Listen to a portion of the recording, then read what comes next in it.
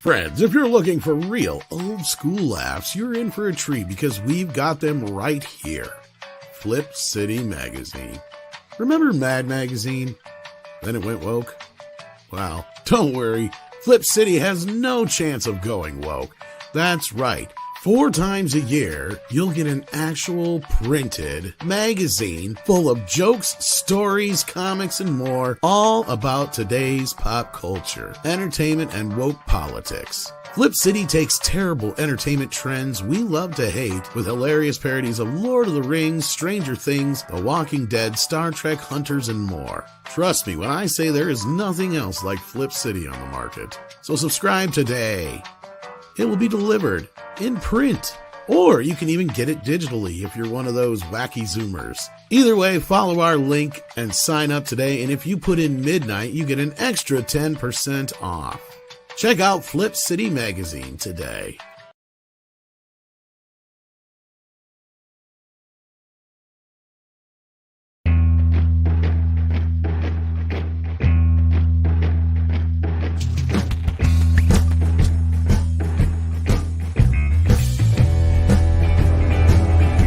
The stream must flow.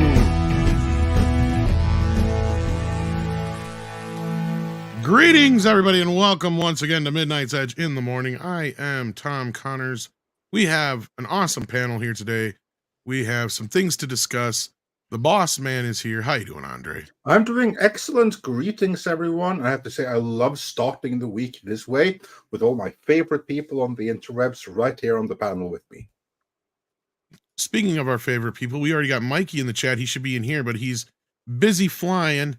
He says, "Good morning from the airport. Question, does Sweet Baby Inc. staff reaction mean the beginning of final re, or are we at the full re mode?" Well, we're going to get into that, Mikey, so I'm going to hang on to that thought. I just wanted to say hello to you because I saw you. Great. Right. But we also have with us a couple of Canadians, a fuzzy dude who has a figure hanging off of himself there, a mini-me. And we also have the man I want to be if he ever grows up. So let's introduce them all. We got Script Doctor here. How you doing? I'm doing well. Happy to be here this morning. Glad to have you. We also have Culture Casino. How you doing? Good morning. Fantastic. Let's roll. And we have the other Canadian here. High five, Culture. Oh, wait. Paul Chato. What's on your shirt today here? Is that a storm? What is that? That's an it's an Atwalker. Okay, it looked like it's kind of a stormtrooper at first. Gum on his shoe. Okay, I've seen that. And of course, we also have Chris Gore of Film Thread. How you doing?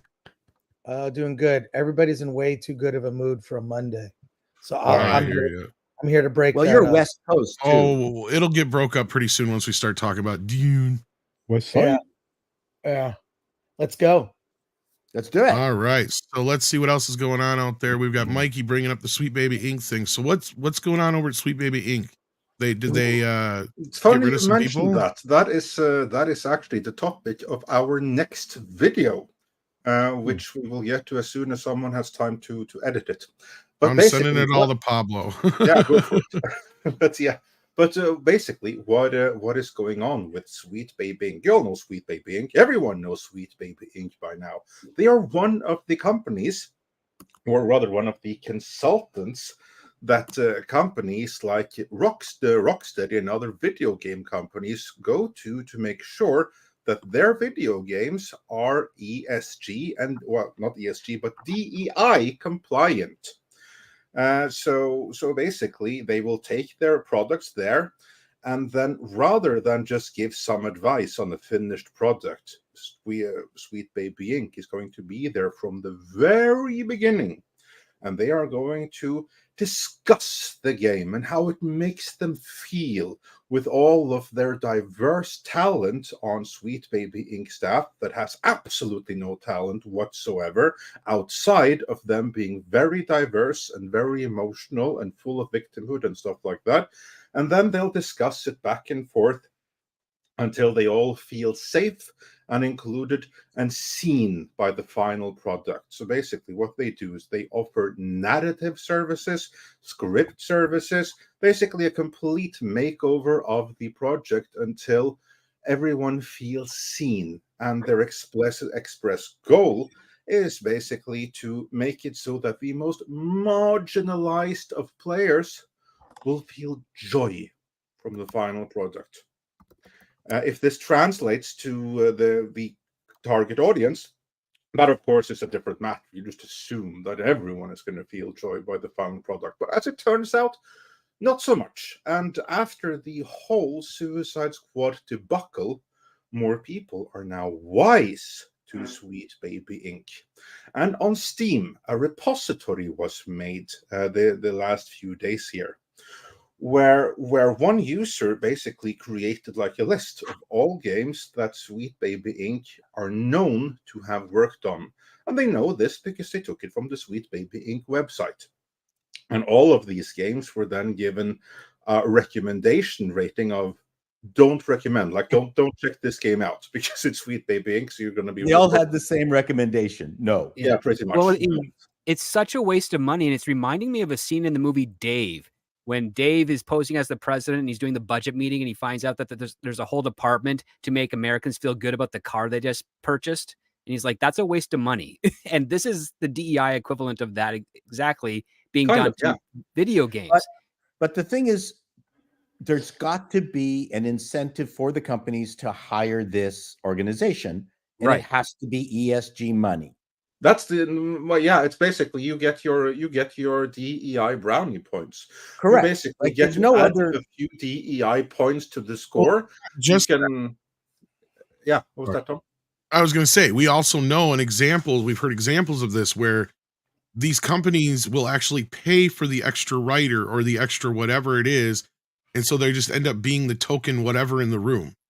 Well, there's that. They're not even paid by the production. They're paid by this DEI thing. But Andre, you know what I'm talking about. Yes. Sweet Baby thinks they're actually making groundbreaking improvements on these games. All these brainwashed people think that. So that's two parts to this. Is there is no reason for these game companies to actually hire Sweet Baby. So Sweet Baby, in one sense, is not at fault. It's caveat emptor, right? Well, in a sense, because basically they are ideologues and they are there to make the products ideologically pure so that the developer can get their DEI brownie points and get a better rating on the culture. Help me out. What's that gay rating under DEI again? I'm sorry, I'm not. Well, anyway, there's like another. Aren't you the gay person in our panel? Yeah, no, it's another score that is under DEI. I forgot the name of it, but basically they want to get that as high as possible. Like all the companies like from the GLAD folks, 100% score. The thing that GLAD monitors. Basically, this is going to do all of that. I hate to be the person who's not crapping on Sweet Baby, but they're just doing a job. And they've got a product, they got a brand, they have a service. No one is forced. Like, my point is, are people being forced to use them? I mean, it looks like a feminist frequency died, and then everyone there moved over to Sweet Baby. That's probably accurate. And this is the beauty of it. Getting to it, there's a point to this. So far, it was just the build up, because what has happened now, when you have this Steam repository, where people are being encouraged to boycott Sweet Baby Inc. Games, then Sweet Baby Inc. staffers, they were all horrified by this in social media, most notably on X, where they demanded that this repository and the person behind it be cancelled, which not only did not happen because he wasn't breaking any rules and wasn't laundering any fake information, so all they did was the Streisand effect, with more and more people becoming aware of this repository, which had, I think, a few hundred subscribers at the time when they were horrified by it. Now it's approaching 100,000, if it hasn't crossed it already. So, job well done on that. But the important thing here, because, Paul, you are, of course, right. I know people are going to be like, oh, Paul being the contrarian again. But here's like the thing. No one is forcing the companies to use the services of Sweet Baby Inc. This is true. They are encouraged to use the services of some kind of company that will make sure they get their DEI scores in order. But it's entirely up to the company if they choose to do it at all, and if so, that they use them. The beauty, though, is that the audience, knowing that they have used Sweet Baby Ink, are also under no obligation to actually pay for Sweet Baby Ink products. What just happened? No, we just had some on-screen romance here for those just listening. Well, there you go. Sorry, I reacted. I wasn't. No, you're fine. Hey, there you go. I'm in a I kind of agree with Paul on this, in the sense that this is a voluntary thing, but it's as voluntary as the black square was during a certain period in the Summer of Love. Yeah, I understand. It's a grift and a shakedown, but the companies that hired this company to give the reins over to narrative they're stupid, because clearly it has cost the video game industry customers. Clearly it has cost them sales. Clearly it's cost them when it comes to reviews. For the most part, politically speaking, gamers don't care about politics, right? They just don't care one way or the other. They're pretty middle of the road. I was around, look, I was the editor of several video game magazines in the 90s. I've been a lifelong gamer since having an Odyssey 2 and Atari 2600 when I was a kid. Yeah, that's how far back I go. And then I've had every major game system that's come out. Right now I've settled on the PS5, but I'll just say most gamers, they don't care one way or the other. And to have certain types of agendas and narratives shoved down their throat, they take offense. And to desexualize women, which is part of the reason to play a video game. And I'm going to come out and say, I always choose a female character, whether I'm playing Chun-Li in Street Fighter 2 or, one of the hot girls from any of the number other fighting games like Tekken, or even Cyberpunk 2077. I played you can choose to play as a woman or a man, whatever. I always play as a female. Why? I want to look at an attractive female form. But and what they've done is they've desexualized games. They put agenda in, and they've done, I don't think anyone would disagree that, like, a little bit more diversity in games would be nice. But they don't just do that. They supplant, diminish, and humiliate white male characters. That's just across the board. It's almost like an agenda that they have in mind, in particular, to do that. And they'll either depower or overpower certain characters where it's almost ridiculous, where it's laughable, and it's offensive. So I had pre-ordered that Suicide Squad Kills the Justice League. After I saw the first trailer, I thought, well, that's fun. That looks like it could be fun. I've loved all those Arkham games. I forgot to cancel the pre-order, and now I'm stuck with this game. Oh, so refund it, send it back like everybody else. Yeah. How do you do that? Is there a process? It was one of the number one things Googled that week. Yeah. Okay. Was how to get refund. I'll look it up. Do that. Well, and I don't understand this too. Oh, sorry. Go ahead, Andre. No, sorry. That was all. Go for it. I was gonna say, and I don't understand why they do this either, Chris, because just like a movie, I'm sure a game is the same way. It takes 1,000,001 things to go right, to get it done, and only one thing to go wrong to get it derailed. And it's like you're adding extra crap to the mix now to have to worry about. Right. If I was in Hollywood or producer, I'd be like, get that shit the fuck away from me. I don't need to worry about that. I got enough shit over here to worry about. Think I need to worry about this DEI crap? Get out of here. The other thing this does at a deeper level is it doesn't advance what gaming is, which is being in control of a world. I think a lot of the reason people love games, it's a way to sort of let off steam. I'm going to do things in a game that I don't do in real life. Totally agree. Yeah. Which is great. It's fantasy. You enter that world. It's amazing, but it's also put the focus on things that are not what should be focused upon. And let me explain. When you focus on all this DEI stuff, it takes away from what gaming is, right? And what it's made is it's made these games kind of dumb, in the sense that, like, part of the whole thing that makes games, you have control over it. If you ever played, I played Super Mario 64 when it first came out on the Nintendo 64. It was one of the greatest gaming experiences of my life. An open world Super Mario game with restrictions, little guardrails here and there. But once you knew how to control Mario, it's incredible. These games now are like these little pathways that are dumbed down, that require no skill, that is to get you from point A to point B so you can watch another movie. And sometimes these movies go on forever. One of the brilliant things about that Super Mario 64 game is there are no instructions. There's no like tutorial. The tutorial is playing the game. You know, Right. by the way, That's a Nintendo trick. yeah, by the way, that applies to life as well, right? Yeah. So what I love about the best designed games don't tell you how to play the game while you're in the game.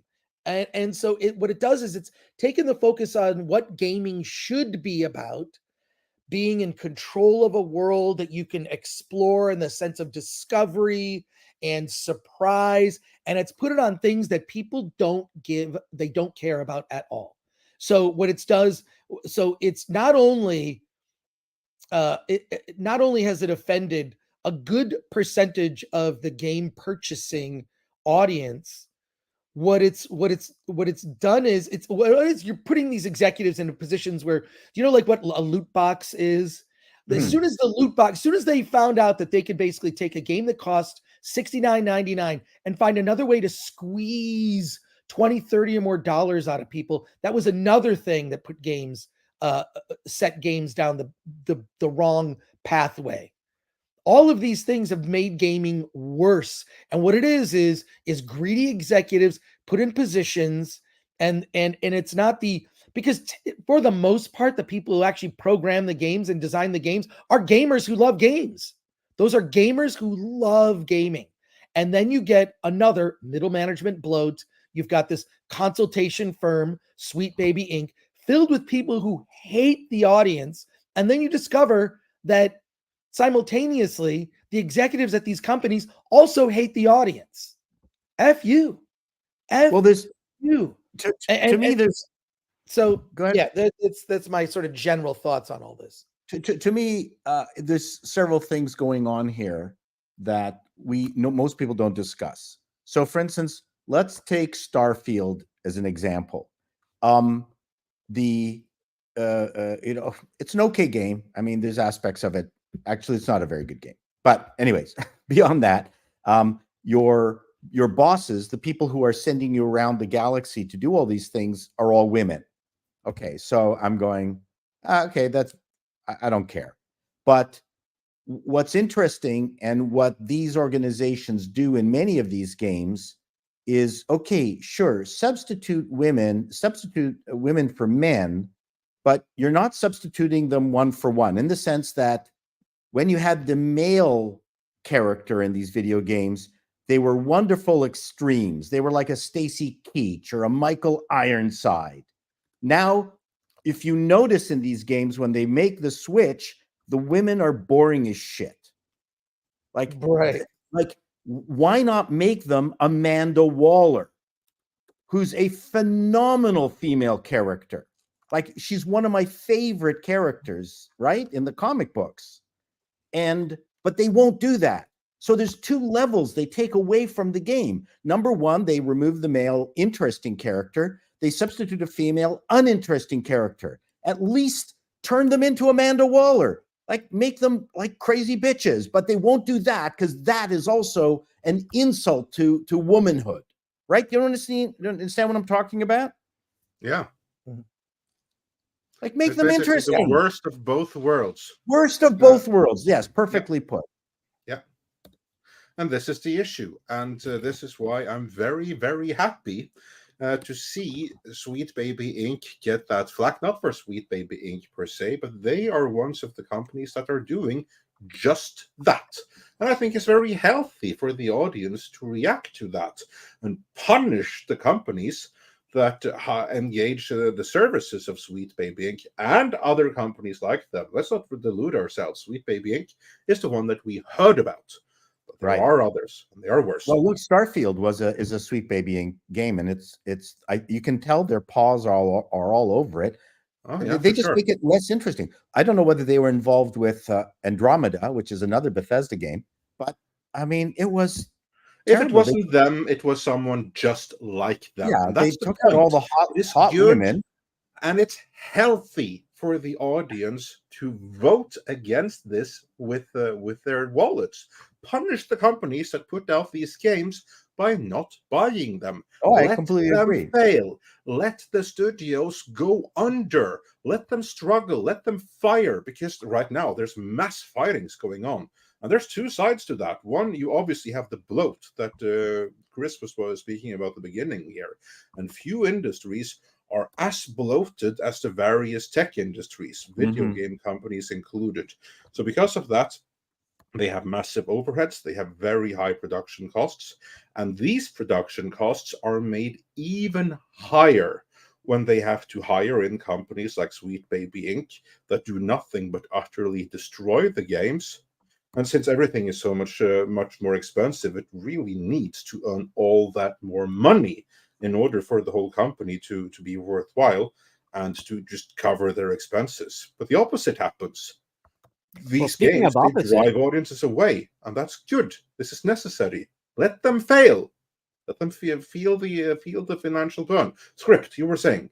Well, yeah, let them fail, and then Paul and myself can start Bitter Geriatric Inc. to do the restoration of these games back to their fun and sexually exploitive nature. Get off my lawn. Inc. Right? That's right. Pretty much. Yeah. Bitter Geriatric, which is the opposite of a sweet baby. We're driving a General Lee. That's our logo. That's it. We're gonna have the General Lee. Go ahead, Chris. You're gonna say something. If Sydney Sweeney has taught us anything, it's that boobs are very appealing, and they can unite the world. And to desexualize games and movies, which they've done, it's foolish. It's foolish.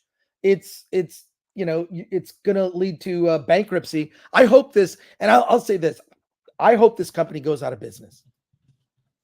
I hope so too. Mainly because we just did a whole thing a couple weeks ago where we, it surfaced a sensitivity reading for a movie, which is a new thing that young screenwriters can pay to have done. You're right. And they're trying to sell this service now to screenwriters, filmmakers, and I'm sure be the movie version of Sweet Baby Inc.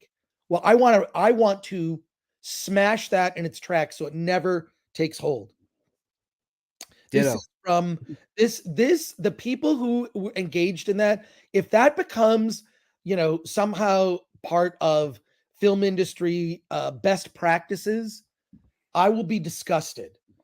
Because Sweet Baby Inc. is, you look at, and look, I want to know what games Sweet Baby Inc. has had some involvement in, so I cannot purchase those games.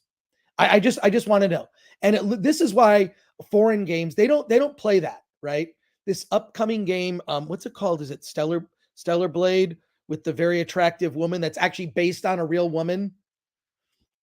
Looking forward to that one. It's just an action game with a very attractive woman. And what is wrong with that? I don't see anything wrong with it. We've got to stop kowtowing to these insecure, narcissistic fascists trying to shut other things down and stop fun for other people. Part of the problem, though, is that part of the problem is that we've institutions that you could get fired as a teacher if you utter notions such as there's two genders. There's a whole world out there. Forget about Hollywood.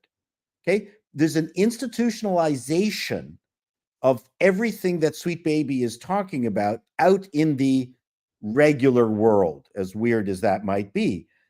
Here in Ontario, you can be potentially fired as a teacher if you say there's only two genders. You can be fired if you tell a student to get off their phone. You can be fired for saying, pull down your hoodie.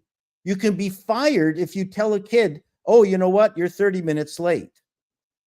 So those are institutionalized firing offenses here in Ontario. So you can see where this all comes from. Comes from two areas too. First is a whole generation of bitter kids that were punished for those actions that you just described, who have now grown up and become parents and said, well, screw that. I'm going to get my revenge on those teachers that told me that thing. And then you have the other angle, which is the ideological aspect injecting it as well. So you got two tines going after an institution to actually break down what it once was and make it essentially meaningless and nothing more than a state fund daycare. We're part of a pincer move, and we're right in the middle. Kind of, yeah. Well, let's speaking of being in the middle of, the audience has a few things to say about this Sweet Baby Inc. business. King Zing Sting sends in a Canadian $6.99 and says the Streisand effect has come for Sweet Baby Inc. Over that stream curator page, and it's effing glorious. Yeah, they freaked out, didn't they? Mm-hmm. Yeah, they did. And then well, they actually hit back in a way that I wasn't prepared for. They actually engaged in the group about 16 hours ago. And then one of the people that did got banned. It basically just, saying what we've all said, which is that there's been a group kind of like this trying to, force this into every single AAA title. And obviously that speaks specifically to Rocksteady, I would say, took forever to get the, Kill the Justice League title out there into the world. And it didn't go well for them. That group, by the way, the group on the Steam community, the Sweet Baby Inc. Detected, is over 50,000 people already. It's actually closer to 100,000. Yeah, but I doesn't that blow your mind? Wow. Let's see, I got it right here. It's no. I stand back. It's 127,000. Yeah. So 30,000 gained in the last 12 hours. Yeah, and I don't think it wasn't 100,000 this morning. I don't think Sweet Baby Inc. ever thought that they were going to get this kind of scrutiny ever. No. Well, again, this is a privately funded group, which the person who got banned actually put out there, is that this is a privately funded organization in whole. Yes, we know who's funding you. That's the problem. And they, their defense is, well, we are solicited for service by companies requesting our services. Okay. Which is my argument. Which you created the problem to begin with. That's the thing. It's like you've created a problem and then you create something to fix said problem. Yeah. That's all they're doing. Yeah. Well, that is the commie way, isn't it? Yep. Yeah, it's absolutely insane. So, but look, I mean, YouTube didn't like my video so much that somehow the last 2 minutes of my video the audio got cut out. Really? So it was weird. They're basically greasy car salesmen. Think about it, though. They come in selling you something you didn't know you needed to begin with, and they convince you that you need it now. Yeah, right? Like they come in and say, "How long have you been racist as a company?" Yeah. Huh? Yeah, exactly, right? How long have you I can help you fix that here, sir. I got it right here for you in this undercoating right package. Here. Trust me, I can fix it all for you. There's a tire undercoating, And as Pilgrim Media says, as far as the Sweet Baby Inc. thing, they're just rearranging the deck chairs on the Titanic. That could be. Yeah. That could be. It's capitalism that's going to save us in the end, because these companies have to make money at some point. Yeah, exactly. And that capitalism is the weapon that you can use. And it's very, very simple. All you have to do, this is the easiest thing in the world. All you have to do is don't buy propagandistic shit of any kind. Don't support propagandistic movies. Don't support propagandistic music. And certainly don't buy propagandistic games. And if you do, like Riscore, for God's sake, get a refund, man. So, Don't buy video games with women that are not wearing tight leather outfits. Actually, you don't have a mini game of a bikinis beach volleyball mini game. The Lord Akira sends in a Canadian 5 and says DEI is pushed on all of us the same way they make faux gras. I said that right? I know what it is. I think anyway. faux gras. And they won't stop. Yes, indeed. Yep. I believe that is accurate. And I just want to make sure we get all of the stuff that has to do with Sweet Baby Inc. out of the way before we move on. Because we have a lot to talk about when it comes to Dune this morning. So, box office. Let's do the box office. Yeah, we got Dr. Longdongler who sends in a super sticker. Thank you for that. I bet you thumbs up for £1.99. Pound that like button. We got Stone Racket sending us in a little kitty for $1.49, not a pound. Thank you for that. Coffee Lover's been a member for 14 months. Thank you so much. And then Stone Racket sends us in another super sticker. Let me see if I can see what this one is. This one is a little Shiba dog saying, how's it going? Well, hopefully it's going well for you, Stone Racket. I think everybody here is having a good morning so far. And on that note, Stone Racket sends in $20. Holy crap, Bully. Thank you so much. It says Dune 2 is truly epic cinematic achievement and experience. But as an adaptation of Herbert's classic novel, it's poor as the Lynch film. Actually, I'd say the Lynch film did a better job. I feel that Andre and Elaine's recent assessments of Dune 2 are the most accurate. Yeah. And it's been a bit of a nerd discussion within the community about things. I'm starting to wonder if we're hitting the Last Jedi point with this now or not. I don't know. But let's get into the box office part, because that's where this is really shining. And then we'll get back into that I think is important. What you guys are talking about in the chat, especially when it comes to Dune. So Culture played very well this weekend, didn't it? Yeah, it did. It did extraordinarily well. I've seen the film twice now. I probably won't see it a third time in IMAX. But look, we're looking at 82.5 million for the opening weekend here, and an overall just under 200 million in global. So it did pretty well. 4,000 theaters. Not bad numbers. These aren't updated to the most recent, obviously. But these numbers will roll up. I have a feeling that it'll exceed the 178 million global that it's currently resting at. But it really didn't allow for any other room anywhere else for any other film, including Bob Marley. But yeah, what an excellent performance! Look at this per theater average, $20,265. Amazing. And we can tell that's probably because of IMAX, right? I would imagine. Yeah. I the only thing I would throw into this from a negative perspective, and someone else has talked about this before, is that ticket prices have been so inflated from the good old days. So when in 1991 I saw Terminator 2, to get to these kinds of numbers, how many more people would have had to have seen that film to get to these kinds of numbers back in that day? I think the other way you should put it, Paul, is that a hell of a lot more people went to see Terminator 2 than went to see this back in the day. I think is what you so far has gone down, and that's greatly. Yeah, exactly why I've been posting my little series of posts on Twitter with what's stopping you from doing this thing again, and isn't ideally the health of the industry is not dollars, it's the number of people going to see the movies.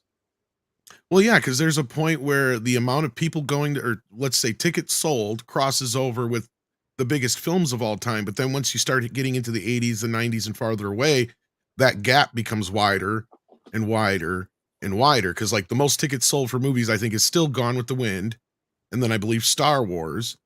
And then, like I said, once you start getting down that list, you start getting a separation between actual box office and tickets sold, if that makes sense. And I think that's problematic. And we're not talking about that. Not that we should talk about it today, but we want people to love movies, not extract more cash from them in a, right.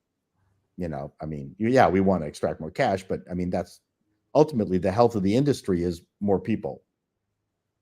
Yeah.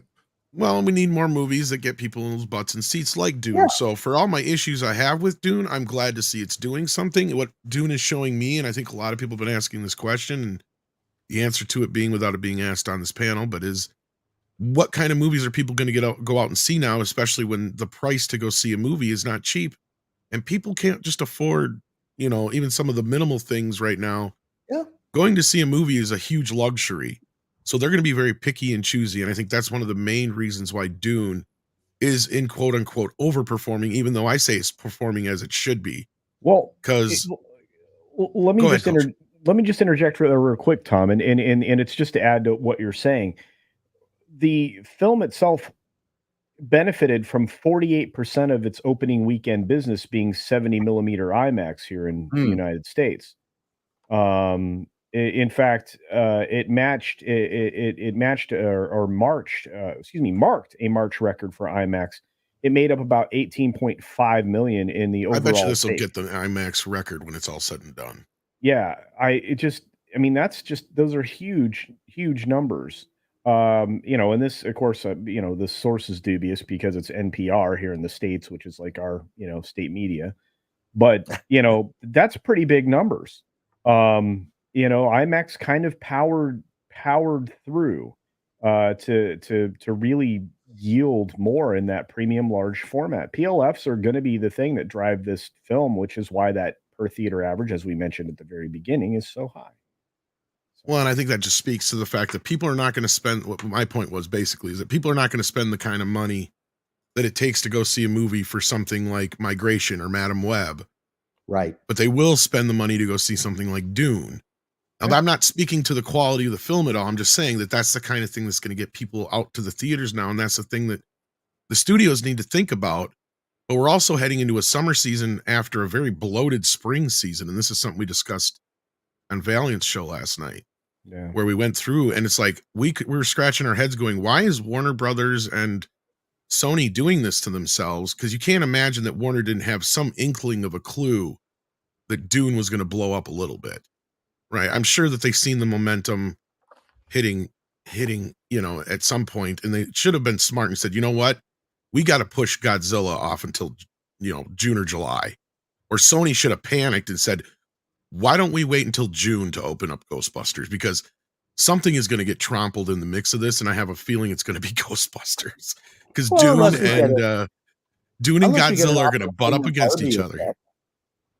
It would be nice, Paul, and I'm glad you brought that up because, we did mention that could happen, but I don't know if are we going to be able to do like a Ghostbusters Kong crossover thing here? Kong Busters thing, you mean? Kong Busters? Tom, I think you're right. I think this is crazy. This March looks like June. Why are they opening? Yeah. And June is empty. June is empty. Move Godzilla. Look, the Ghostbusters Frozen Empire tickets are on sale in IMAX. The theater's empty. Nobody cares.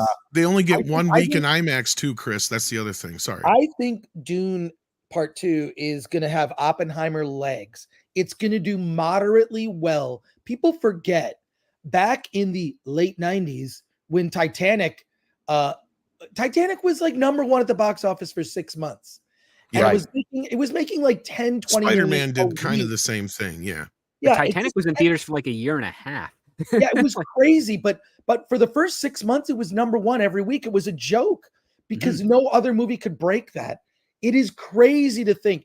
I don't know why also with the success of Godzilla -1 and its Oscar nomination, why this Godzilla X Kong thing needs to open in March. It's going to die. That movie looks terrible. Every time I see the trailer. Well, I don't agree with you there, but I see what you're saying here. I think they should have flipped these, to be honest with you, Chris. I think they should have released Kong and Godzilla right now and pushed Dune to the summer. Dune should be the 4th of July movie. When they had an inkling that this was going to be anywhere near as big as this, they should have been, look, we should move this thing. They already moved it once. I don't understand what the rush is with Dune. Yeah, you're right. It should have been a summer film that played forever. And when you look at like when Oppenheimer and Barbie opened, they both opened in July. I think it was the same week as San Diego Comic-Con. Yeah, I think so. It just played for Oppenheimer is still in theaters. Okay. It's still playing in select theaters. It's crazy. So I think they're trying to get it to 1 billion just to be able to have that as a bragging point. Well, that and help with the Oscar buzz. But no, you're 100% right. But it's movies like that we used to have.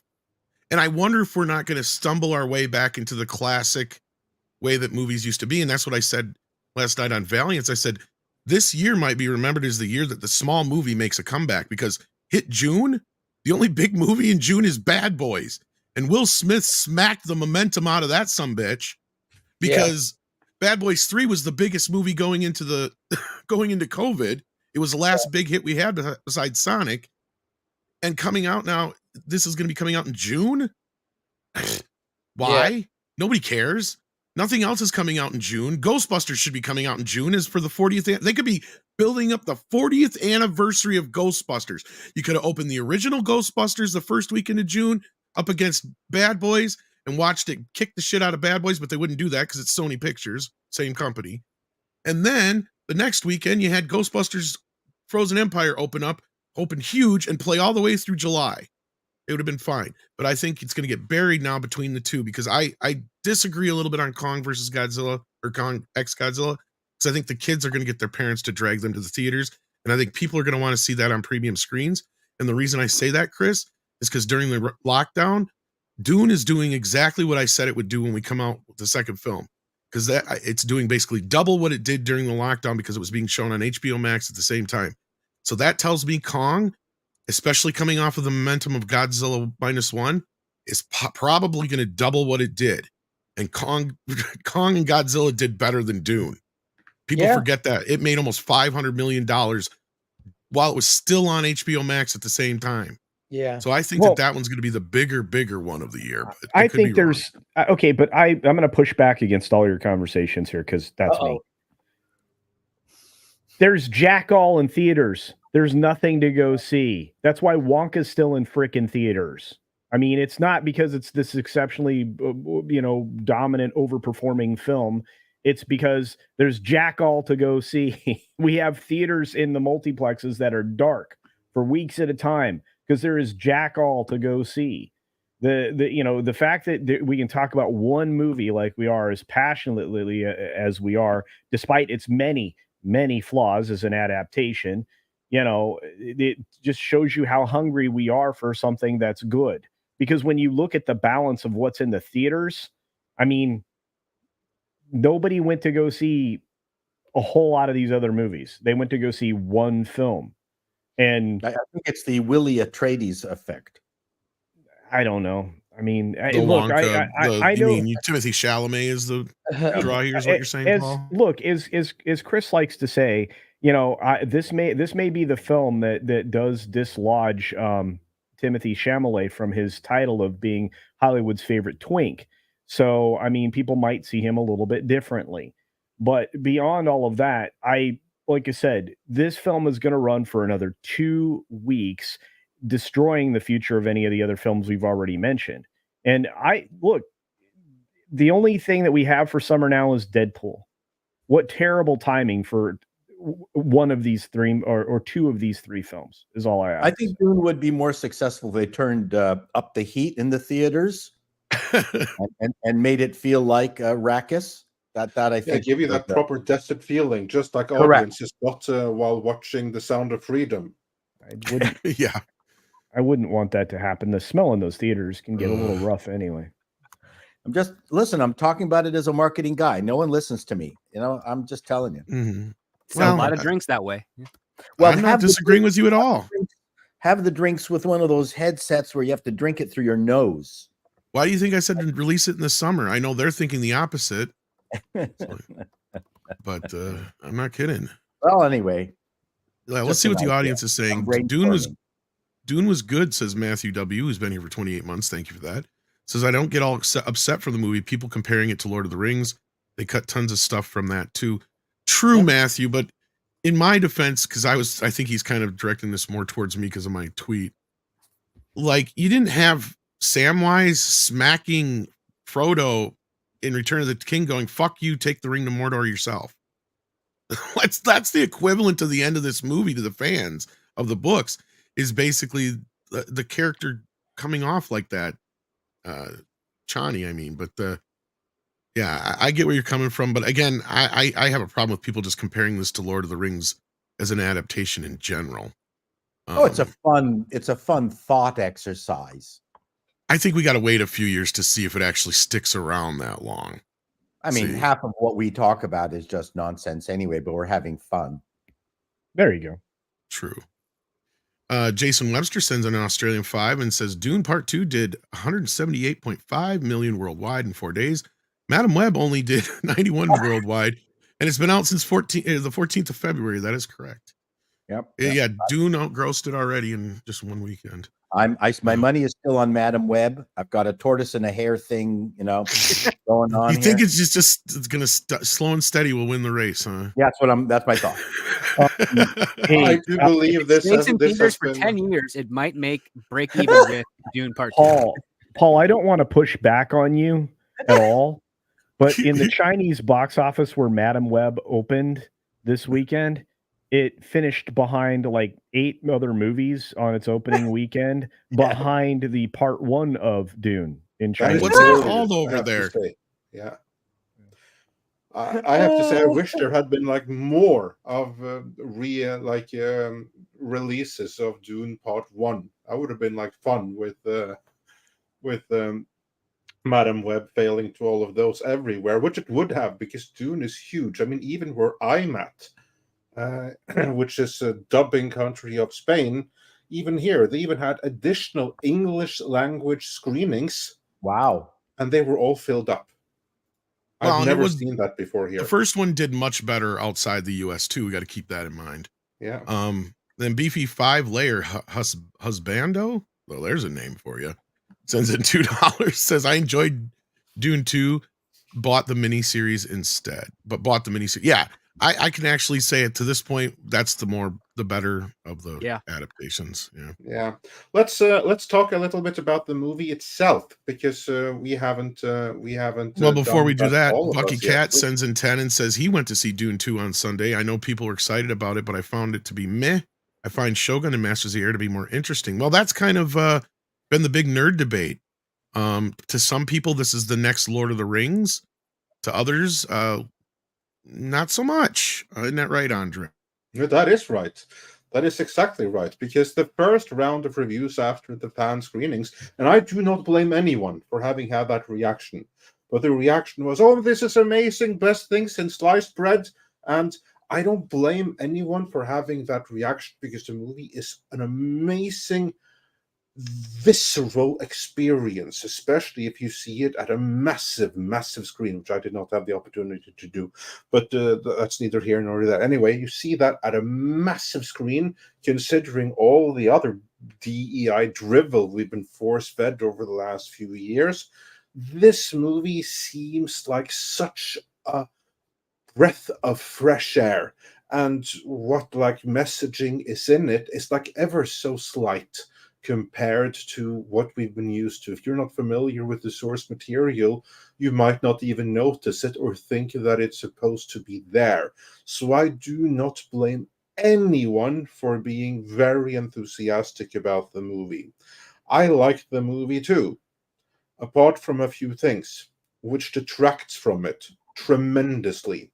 And since I didn't see it in one of these massive IMAX screens, I wasn't that blown away by the visceral experience either, because I didn't get it, because it kind of like requires an IMAX.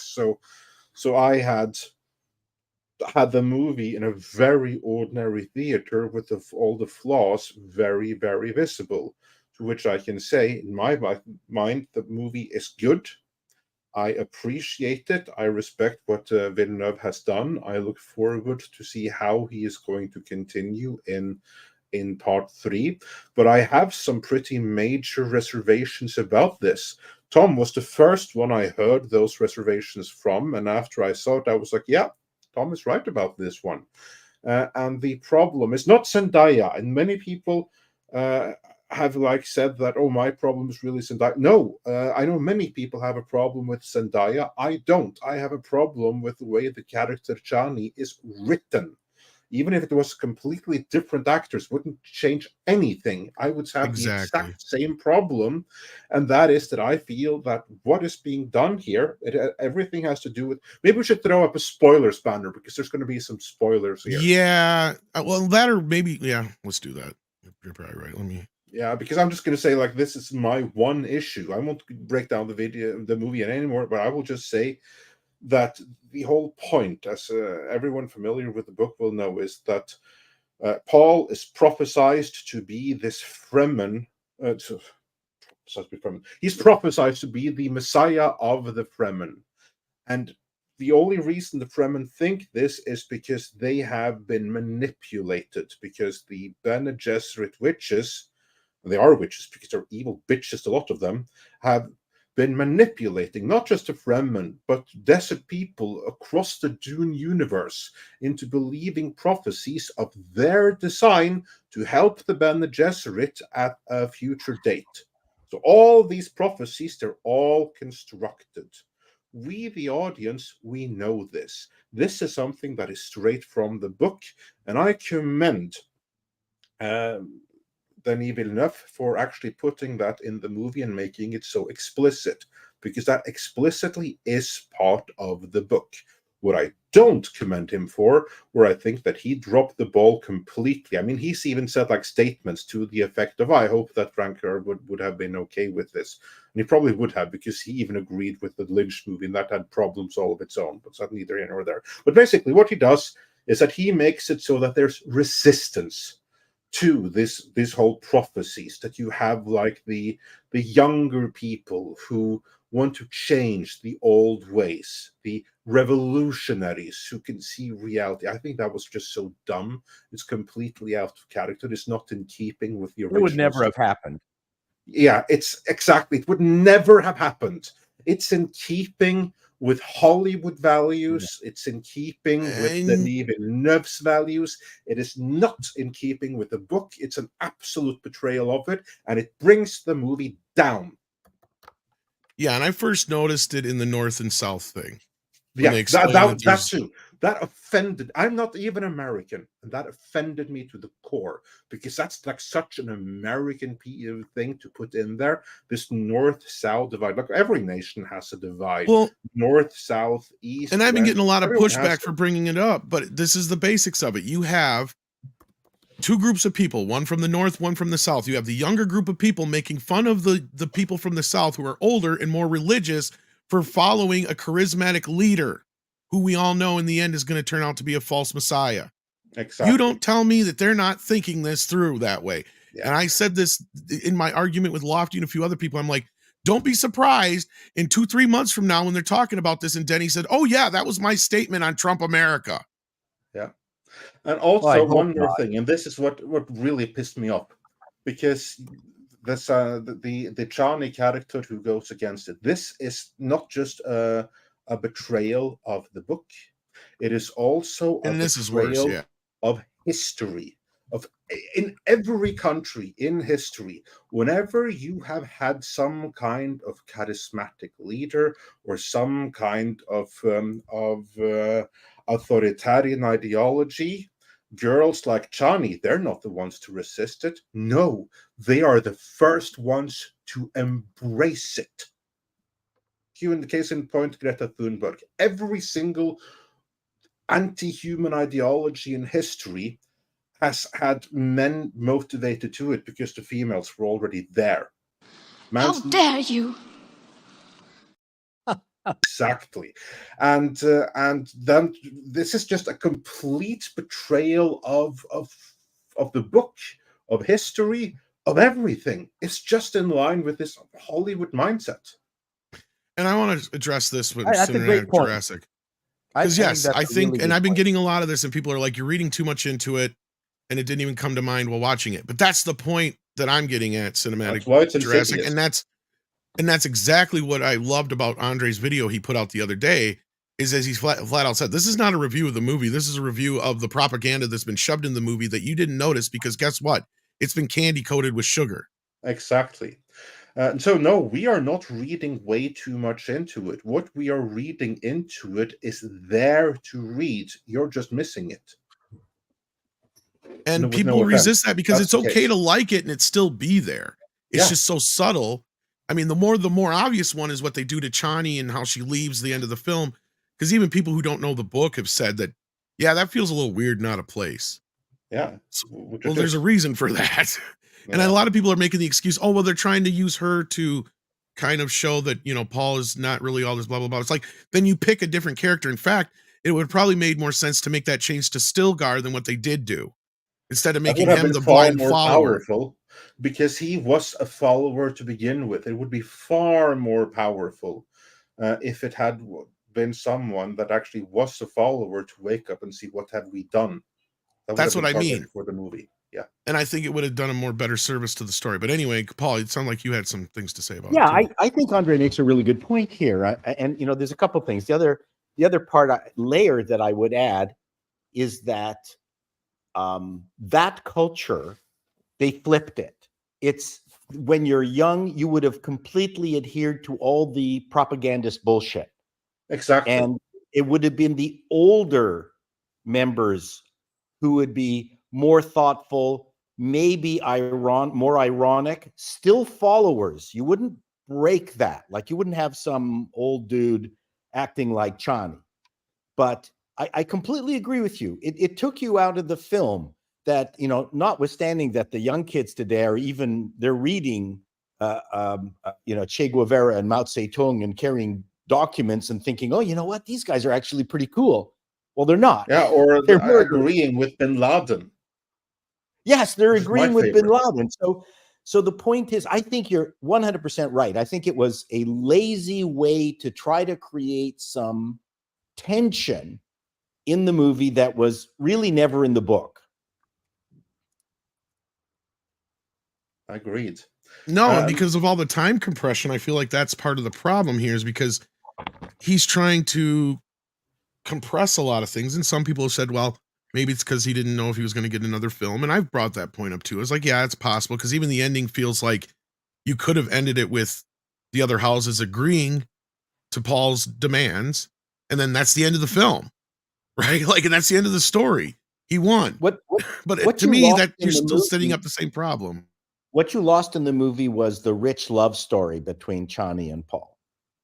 Right. And that to me is what really pissed me off too, because Chani's his ride or die, right? Like, regardless of everything that happens, especially like when you're missing major pieces of, this is what bothers me about the adaptation of it, is I don't understand how you can have that turn in the film, which I give, Timothée Chalamet full credit for. He made it convincing, even though story-wise it doesn't make any sense, because you need the tragedy that befalls him and Chani to really set him down the darker path, right?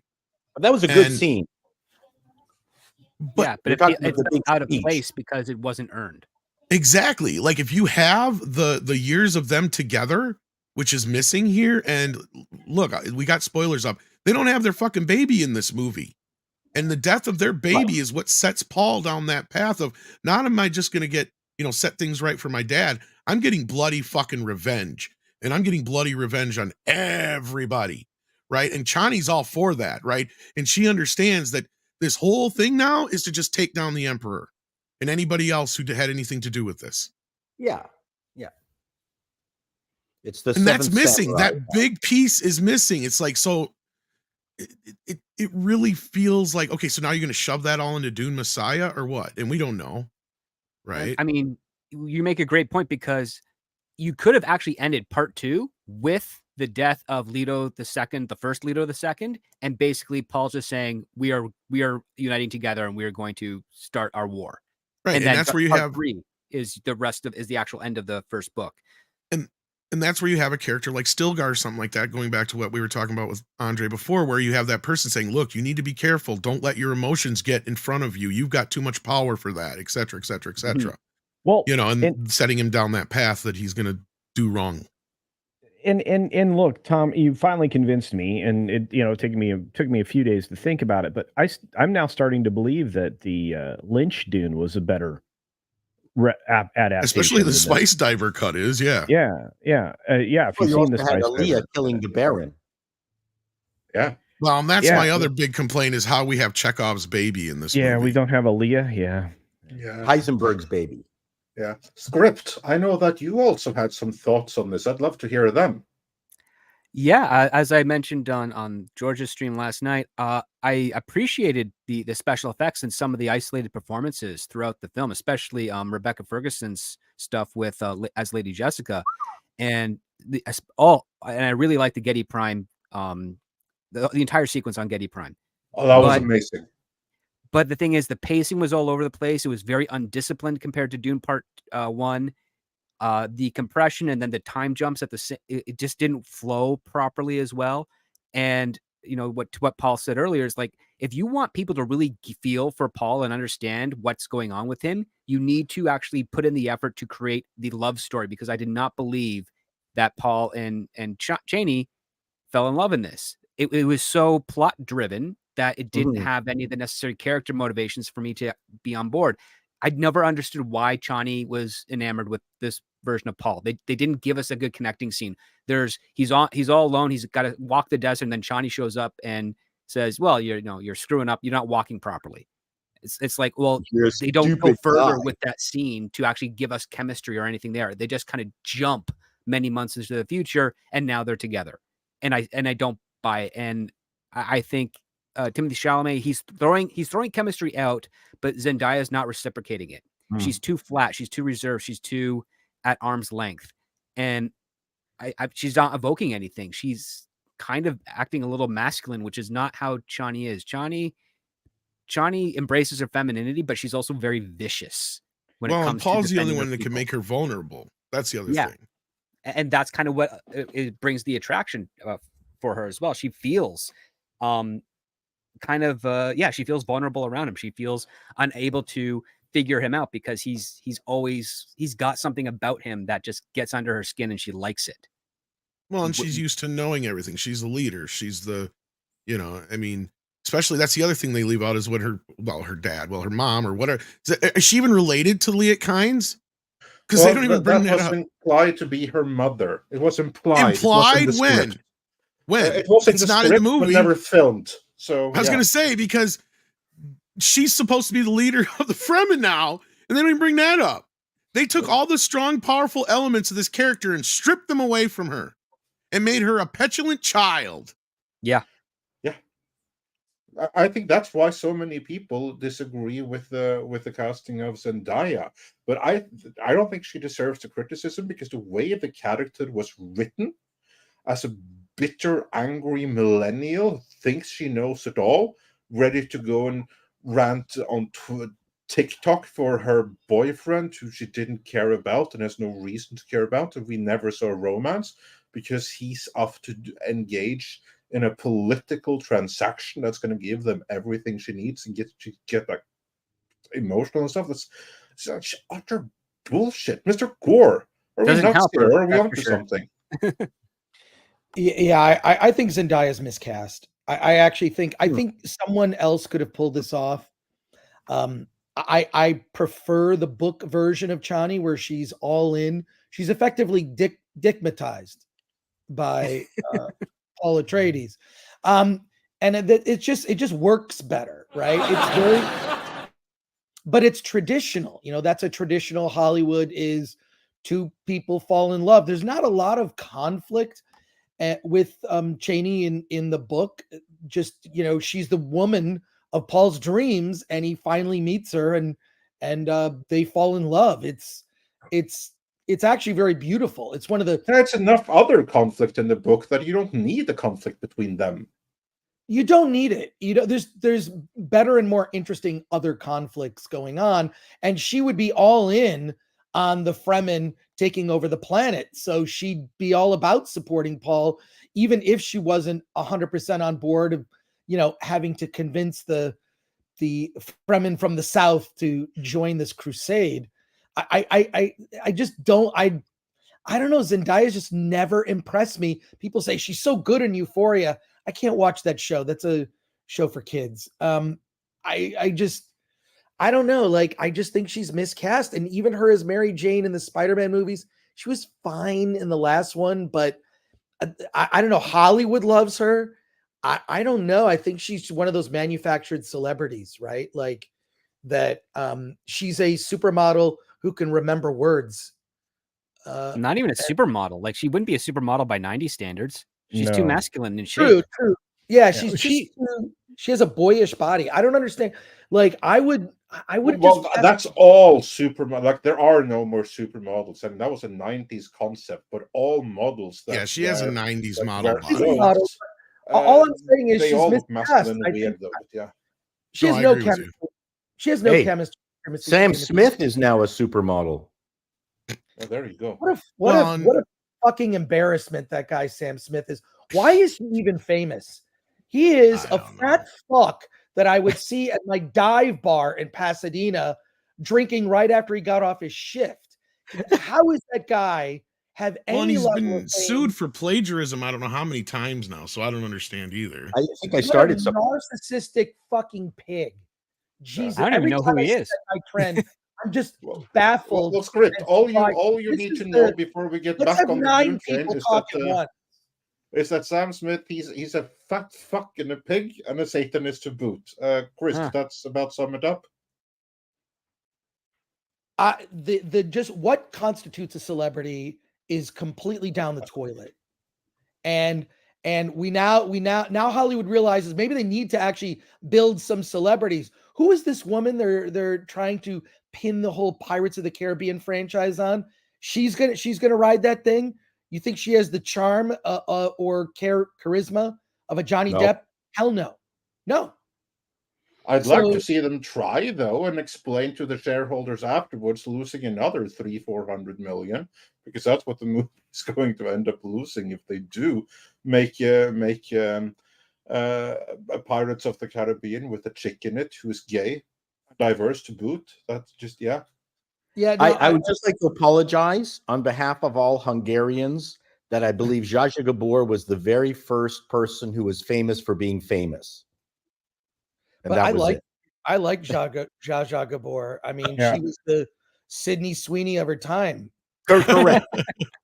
She Correct. But I'm definitely- just saying that before that, no one was really famous for just being famous. So the Kardashians, all that gene pool, that can all be traced back to Zsa Zsa. So I'd just like to apologize for all fellow from all fellow Hungarians. I've never heard that theory, Paul, but that makes yeah. When I think back, who's famous for being famous? Her and what's her name? Was it Cha-Cha or Chi-Chi She or was a whatever. singer. Yes. Oh yeah, I know who you mean. Charo. Charo? Charo. Thanks, Charo, Coach. yeah. Charo. Yeah, but she was a massive star in the Latino community. Yeah, I just remember she had huge boobs and she would. Yes. Yeah, Zsa Zsa Gabor's whole bit was that she was rich and a bitch. That was it. Yeah. Like that was her whole thing. She didn't Gave have any up real for that. talent. But But- Zsa Zsa did do Mars Needs Women. Mars Needs Men. Anyway, it doesn't matter. Yeah. Well, she did one of those things. She was also in the 1960s Batman show as like and just playing herself Was essentially. Oh, I Yeah. love She was. Yeah, one of the many cameos. She had the Yeah. She operated With no cameo. the spa that was trying Yeah. to like shrink people and steal their jewelry and stuff. It was hysterical. They would always Well- do those great cameos when they were climbing up Yeah. the side of the building, like Sammy Yep. Davis Jr. and among others. Like that was that 66 Batman show is underestimated for how. Well, you know how she got her cameo in Nightmare on Elm Street 3? No. That was Dick Cavett. He goes, because they told him, because he was able to bring on any guest he wanted to be in the scene that he's in, that he turns into Freddy. And he goes, all right, well, then I picked Zsa Zsa Gabor. And they go, why? And he goes, because I absolutely have no interest in anything she has to say. And I'd love to kill her. Well, you know what? She's the first person to be famous for slapping someone too. So Will Smith Yes. kind of copied her. Yeah, the cop thing. Yeah. Yeah, and that's, she actually they use that in the joke for one of the Naked Gun films. She slaps the she It slaps would be the, very nice stereo- if Chani could have had a Hungarian accent in the movie. I think it would have made the entire performance much better. Well, actually, Paul, have you seen the 2000 miniseries? No, I have not. Oh, because there you get your wish. I'm serious. Johnny has a. I do not recall where the actress, I think, was like Polish or Czechoslovakian Oh, I or see. something like that. But the accent is close enough. I hear the So, series is great. It's fantastic. It really is. Well, let's wrap. And just getting Okay. back, I think all your responses to Dune are good. I think this is a phenomenal session, a struggle session, and you're right. I think, and I tend to agree with also Andre too. That, for instance, when the more like the black friend of Zendaya of Chani was also dissing on Paul, if she was agreeing with her, like these two little bitchy girls, and she should have turned on her. And she, if she had said, no, Paul is the one, or whatever it is you wanted to call him, then that would have made a great deal more sense. But instead, she kind of piled on, right? It was so childish. Yeah, I didn't like those scenes. So they give all the screen time to this nameless character that wasn't in the books, and yet Thufir Hawat, whose scenes were shot, doesn't appear in the movie. So I have a lot of people. I think repeating the mistakes of the Lynch movie. Let Chris finish. Well, but like so there's so many of these little things. I think that Denis Villeneuve has to get over himself and do an extended cut of this. If not, please, a fan make it. Like, do you think Warner might pressure him, Chris? I have no idea, but like, look, I heard you guys talking on Flashcast. I DM'd Yellow Flash. The Spice Diver cut is I watched it over the weekend. It really, if that 3-hour cut had been released to theaters, I don't think people would have disparaged Lynch's Dune as much as they had at the time it was released. It was rushed. This version feels rushed. This version feels like there's a half hour missing from the third act, and they easily could have broken this up into 3 movies. Yep. They could have had a middle movie that was, Paul and the Fremen, and they could have had, Paul and Cheney have a baby. They could have had all these things, and then the motivating thing, for Paul to take the water of life is, he's having trouble seeing into the future. So, the death of his son, there's so much more drama in a longer version. They could have had this be, nearly 8 hours in total. Epic. They could have had a story. Battle should have been like Helm's Deep. It started hard. Well, let me explain. Suddenly just turned over and did nothing.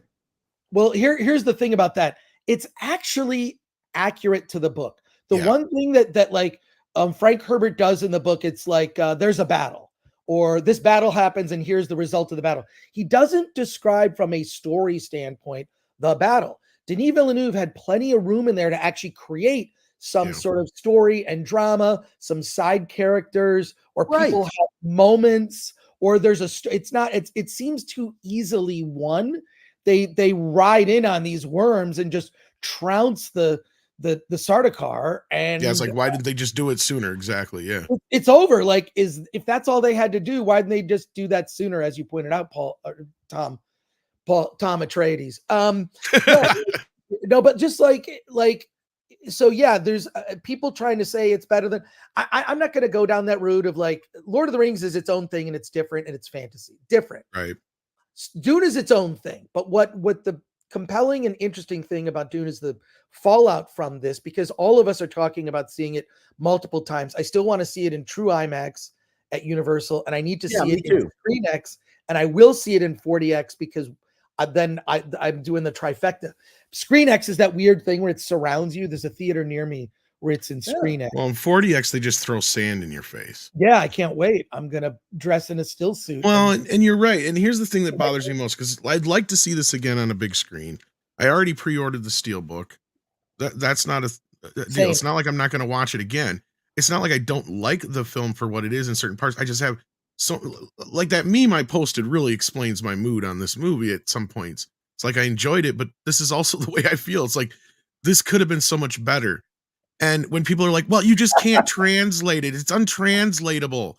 It's like, I think the Dune miniseries has something to say about that, because it did it in less time and it managed to get a good, probably 80% of the book in there. Well, it's actually the miniseries though is so anemic when it comes to the budget, and the costume design is distracting. It's so bad. Like, that has nothing to do with the story though, Chris. That's my point. Rotha looks like he's wearing some dumb hat and he has a kite on his back. Like I would have fired that wardrobe person immediately and said, look, how about can we have some color coherency to this? It's impossible to keep up with. It was just like, this is what's left over and we didn't have to pay for it. So many things on it are bad. I mean, I'm rewatching it and I'm like halfway through. I don't disagree with you on those points, but the story aspect of it, that's what I'm talking about. He did condense the story in a better way. It doesn't mean it's better overall. I think what Denis did is he captured the tone of the book. I don't like the changes he made, and it really changes what happens next, which I don't know. Is he only going to make Dune Messiah, which is kind of a novella? It's like an epilogue to Dune. Like, We I feel don't like know, because here's the thing, though, right? Because now they have changed it already with Johnny walking Right. out. All the books from here on out, the future is unwritten from this point onwards. Yeah. We don't know that they're going to have any kids. And Now, you really God, can't Emperor of do. Dune may never happen. Because for all we know, now it could be that Villeneuve has decided, okay, I am now going to conclude this on the big screen. The Dune's theatrical saga is going to end. There is no more beyond it, and he's going to do a completely original part 3. We don't know what he's going to do. I would hope that he would leave the door open for God, Emperor Dune, and all of the other movies for another filmmaker later on, but it could be that it's just prequels on HBO Max from this point onwards. We don't know. I thought I heard something about obviously they're going to greenlight part 3, and he's already been Part working 3 on is not happening. But yeah, again, but I heard something about part 4 already now. I hope so. I hope so. Well, and you can't really do Messiah without finishing it off with Children of Dune, right? Like it's kind of what it has to be. And that's where my issue lies too now, Andre, because I'm like, well, how do you reconcile this now in Dune Messiah and set it up for Children of Dune? I just don't see how you get there. My worry is that they're going to go in a direction where you can use the title Children of Dune, but it's going to be something completely different. Basically, a lot of this stuff that played out is going to play out in a new war against all the other houses that we're going to see on screen. That was the war in between Dune Messiah and Dune. Because at this point, we're no longer dealing with Frank Herbert's Dune. We're now dealing with Denis Villeneuve's Dune. Yeah. That's my hunch. Well, I'm worried that Dune Part 3 is going to be more of a drama of just trying to get Paul and Chani back together. Which is a waste of time. Which is a waste of time. Yeah. Yes, I agree. It's you know what? It's Twilight level nonsense. Yes, you're right. It's girlish and immature. And it's unnecessary. She would have understood, and this is made clear in the miniseries and the book, like, we're concubines, but history will call us wives. Right? Exactly. Like, yep. And she understands that it's a big FU to the Emperor and everybody involved, right? Thing. Right. The Gen Z normies out there would freak out over that scenario. They wouldn't understand that was even possible. Funny you say that, Paul, because I think I'm starting to wonder if Zendaya's people pressured them into making that change, or somebody did. That I don't know, but I look at that ending and the relationship of Chani and Paul, and I'm thinking this comes right out of modern day Hollywood. It is. I just cannot conceive of them understanding like male and female roles based on Frank Herbert's model. They would have found it offensive. Well, and it's because they don't have that time jump, right? That big time, that two whatever plus years that we jump in the book, those are the years that her and Paul are, well, they're married in the Fremen world. In the Fremen world, yeah, in the eye of the Fremen, they're married. Exactly, Paul. And I brought that point up too. Yes. And that's kind of the point. The point is that, Chani sees this thing like, oh my God, my husband is now going to be betrothed to the Emperor's daughter. And Lady Justice saying, no, it's a ceremonial thing. What Paul is doing is he's basically destroyed the Emperor's bloodline because she will never touch Paul. She will never have a child to continue on that Emperor's bloodline because you are his actual wife. That your children will be the ones that'll inherit the universe, and it won't have anything to do with her. It's the big, to your point, it's the biggest FU you can make. And in the subsequent books, which I think are from Princess Urlan's perspective. Well, that's the joke. She actually pines after Paul and never gets him. No, right. No, and that's the joke. Andre pointed it out in his video, which is great because it's true. This whole thing, and this is why Chani had zero issue with it, because she knew right up front that her marrying the Emperor's daughter was just basically a fuck you. It's like, not only am I taking everything you have, I'm going to control everything take everything and your daughter, and you're not going to have a bloodline anymore because I'm going to make sure of that. She's never going to bear any children, and she's going to live in a loveless, sexless marriage. So what you find out at the end of it all is that the person who's been telling you the stories and collecting all these stories together is the princess because she's got nothing fucking better to do. Exactly. Because she's literally just stuck doing nothing. Modern Hollywood society would never accept a dutiful female. But it takes a long time to get there, see, because she inadvertently kills Chani and all this other shit happens. A lot happens. Well, no, between it Dune happens Messiah and almost Children of Dune. immediately in the first book, the dutiful Chani, that they would never accept. Well, that part, that. yes. I was talking about the other stuff, but yeah. So I mean, that like the would princess and Chani have a bunch of shit that go down later on because she's jealous of Chani, right? Because that's the whole thing, is that Chani gets to know Paul in a husbandly way, and she doesn't. She's basically just boarded up and shunned and treated like another piece of furniture. So and she ends up becoming a babysitter. Dune 2 was the very best that Denny could create within the context of modern Hollywood.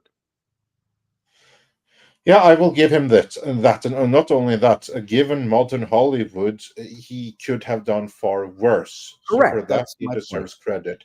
But that being said, as someone who appreciates the books, I appreciate this movie. I will rewatch it. I do not hate it, but I will forever be annoyed because he let modern day Hollywood sensibilities detract from the movie in a very big way.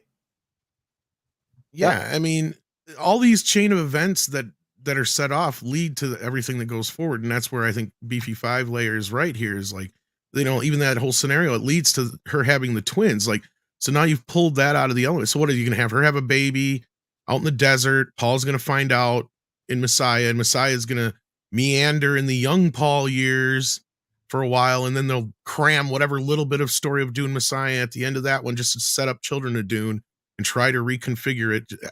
So that's where I'm at here. It's like you're creating problems for yourself. Well, the third movie is going to be the battle against the other houses. That's what the third obviously, and it's not really going to be Dune Messiah. No, but it could be very entertaining. I just wish the ending of Dune 2 was a little bit like they lied about the Sardaukar. That's what really bothered me. In Dune 1, they were a nasty bunch of not mercenaries. They were the best warriors in the universe. Yeah, I mean, yes. And then they suddenly weren't. Right. And that bothered me. That shorthand, I get it. You need to get through it quickly. Then the killing of the Baron was unbelievably anticlimactic. I agree with you. That really bothered me. And then all the Sardaukar kind of like pointing their sabers and protecting Mr. Walken, who was playing Mr. Walken in it. And that to me was the worst. He was wasted and miscast in that. I'm sure there's a lot of I'm sure there was a lot of footage left on the floor with well, and that's where I hope Warner Brothers does pressure Denny into doing a director's cut, because maybe there is better versions of these films in here. There is, because he says there's no director's cuts. Yeah, I believe him. Yeah, but there are deleted scenes. I mean, even the first Dune has deleted scenes. Someone could do their own Spice Diver cut. Yeah. So I mean, the ones that he put on the disc were garbage, though. They weren't anything worth a shit. So that's what I'm saying. They're still holding the good stuff back. So I don't know. They're inconsequential scenes. I really just wish someone could convince him. I don't think that there's a way to do it when a director like that has so much power. The film was successful. Whatever you think about the financial success of the first movie, it did well at the Oscars. When it came to all the craft awards, part one. Well, I think this one should win some too. Yeah. Oh, it will. I mean, can you name any other blockbuster major Hollywood movie that will be released later this year that can stand toe to toe quality wise with this film? No. I can't. 0. So we're done for the year. We need to give Denny credit for creating just an experience. Well, he raised the bar. And this is the thing that I've been thinking about quite a bit is this going to get Hollywood interested in making smart science fiction, or at least science fiction for adults? This makes Star Wars look embarrassing. Star Wars is for children. Oh, yeah. Star Wars is dumb. And Star Wars has not aged up with the audience since Return of the Jedi, which I would argue is an overrated movie, and I'm going to explain why. later today on an episode of Versus. We're going to read an article that was written in the 90s about Return of the Jedi, and I think it's going to open some eyes. But Return of the Jedi is only 1/3 of a movie. I'm not talking about like as a trilogy. I mean, it's just Luke's story in Return of the Jedi. There's no Leia or Han thing going on compared to the other two films, and that's one of the big faults of it. There's a lot of things wrong. Yeah. But I'm just saying I'd like to see, like, let's see some things where we have this genre stuff. When you look at like The Dark Knight 2008, right? That was not for kids. That's not a Batman movie for kids where you're making Happy Meal toys, right? Like, and look how well The Dark Knight did as compared to Batman Begins. The point is that people who like genre stuff, you look at the top movies, they're for the most part, the majority are genre films.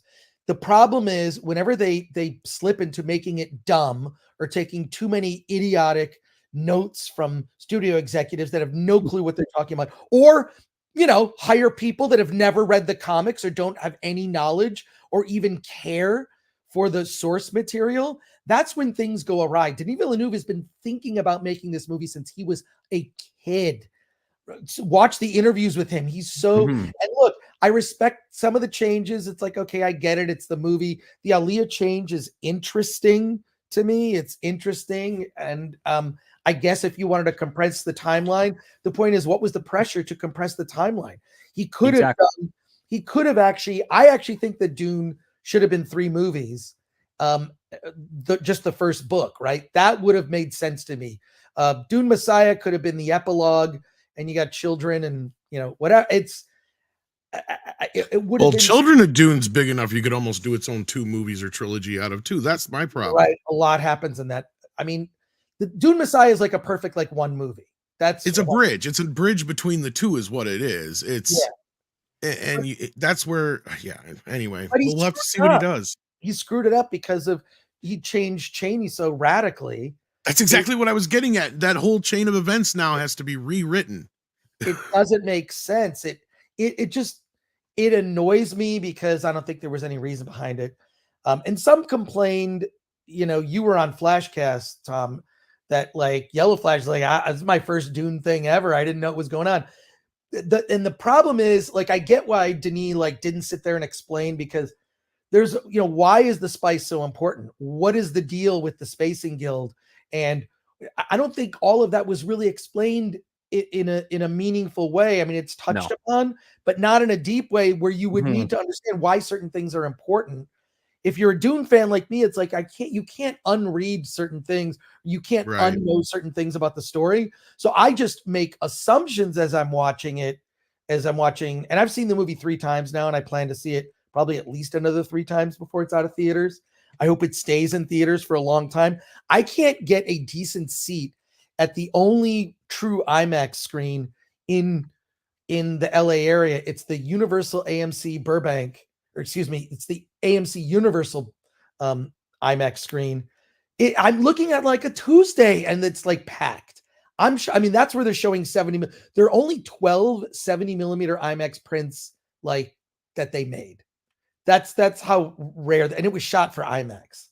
So I really want to see it in that format. Yeah, can you tell me, or anyone on the panel, we got a quick shot of Anya Taylor-Joy as Aaliyah and as a older person. What was that about? I know that he was projecting into the future. He had drunken his Dasani water of life. Well, in the book, he is the one that's actually talking to Aaliyah, not her mother. No, I don't care about that. No, I get that. But I'm just talking about why are they showing Anya Taylor-Joy, a name actor? Because Aaliyah is a huge part of the story going forward. That's why. I know. We wondered, what are they going to do in Dune Part 3, since basically the books are out the window now. Well, we know one thing. She's going to be the big part of them. Yes. Maybe for all we know, Paul's story ends between movies 2 and 3, and she's the star of movie 3. Well, she is going to do. She is almost worse than Paul in some ways, if you know how the story goes, because she ends up taking over too. only she's trying to do it in what she feels is the image of what Paul wants and completely fucks everything up. Well, she But, destroys the Bene Gesserit. Yeah. By But the I way, wanted to bring. oops, sorry. No, I go ahead, have Chris, that- because you're probably going to say what I was going to say. And this is what they had for the original film to get people up to speed at I theater. got one in the theaters, and guess what? I have a stack of those. A friend of mine found for me. My buddy Jeff Tucker found a stack of those at a resale shop and bought them all for like $4. So I Holy had shit. one of those. Yeah. Yeah. So they're very flimsy. It's like this little flimsy piece of paper. But yeah, no, she's worse. Aaliyah becomes more of a totalitarian dictator. Yeah. Like a worse leader than Paul. How much you want to bet they're not going to let that happen in the movie? That's what I was thinking, Andre. I'm thinking they're going to make her the fucking savior. And here's what's weird. Sorry. Like if you go to shop.legendary.com and you look at the merch they have for Dune Part 2, it's like it was made by someone who never read the books. It's like they've got like but it's funny. They've got like this Go to what? This sweatshirt you can buy with a picture of Paul Atreides on it. It says, what's the website? It's shop.legendary.com. Look up all the Dune merch. I'm looking at it, and it's like it was designed by someone who's never read the books and doesn't understand the story. One of the shirts has a thing. It's like it says something like "A hero will rise," and it's all this like and it's like it's just not. Some of the stuff is pretty cool actually. There's a decanter set I have my eye on, but like if you look at some of the T-shirts, it's like it's stupid. The T-shirt designs are dumb. So there you go. There you can get, it's it's the one who points the way. Yeah, I don't know if Denis Villeneuve had anything to do with any. Probably not. This is probably marketing. Oh, no. They got a Monopoly game too. Yeah, there's no worm vibrator. You can get those on your own. There's more. The hat's all right. I don't mind the hat. The canvas hat. The hat looks cool. Those are they're like they have standees. What do you want a standee for? Yeah, right. Fear is the mind killer. It's like this is there's like your Fade Rotha toy right there. It's a dumb marketing person going, I guess these are things they said in the movie, so I'll make a T-shirt out of it. Yeah, but you know what? I get my Uniflex sex fleece sweatpants that say Atreides on them.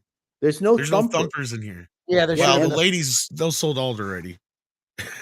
The ladies bought them all. The ladies thumpers. Fear is the mind killer. Little bag. I don't know.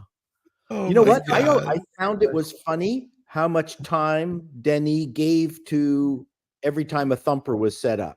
Like a loving moment. Like there must have been at least minimum 3, maybe 4, where we saw the thumper deployed.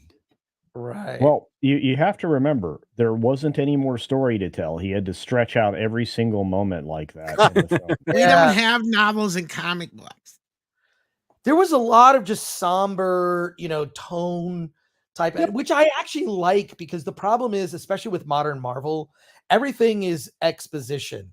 Every conversation is exposition, and it's so infuriating. We have to get the thing to go to like look at the Marvels and how poorly that was written, how bad it was.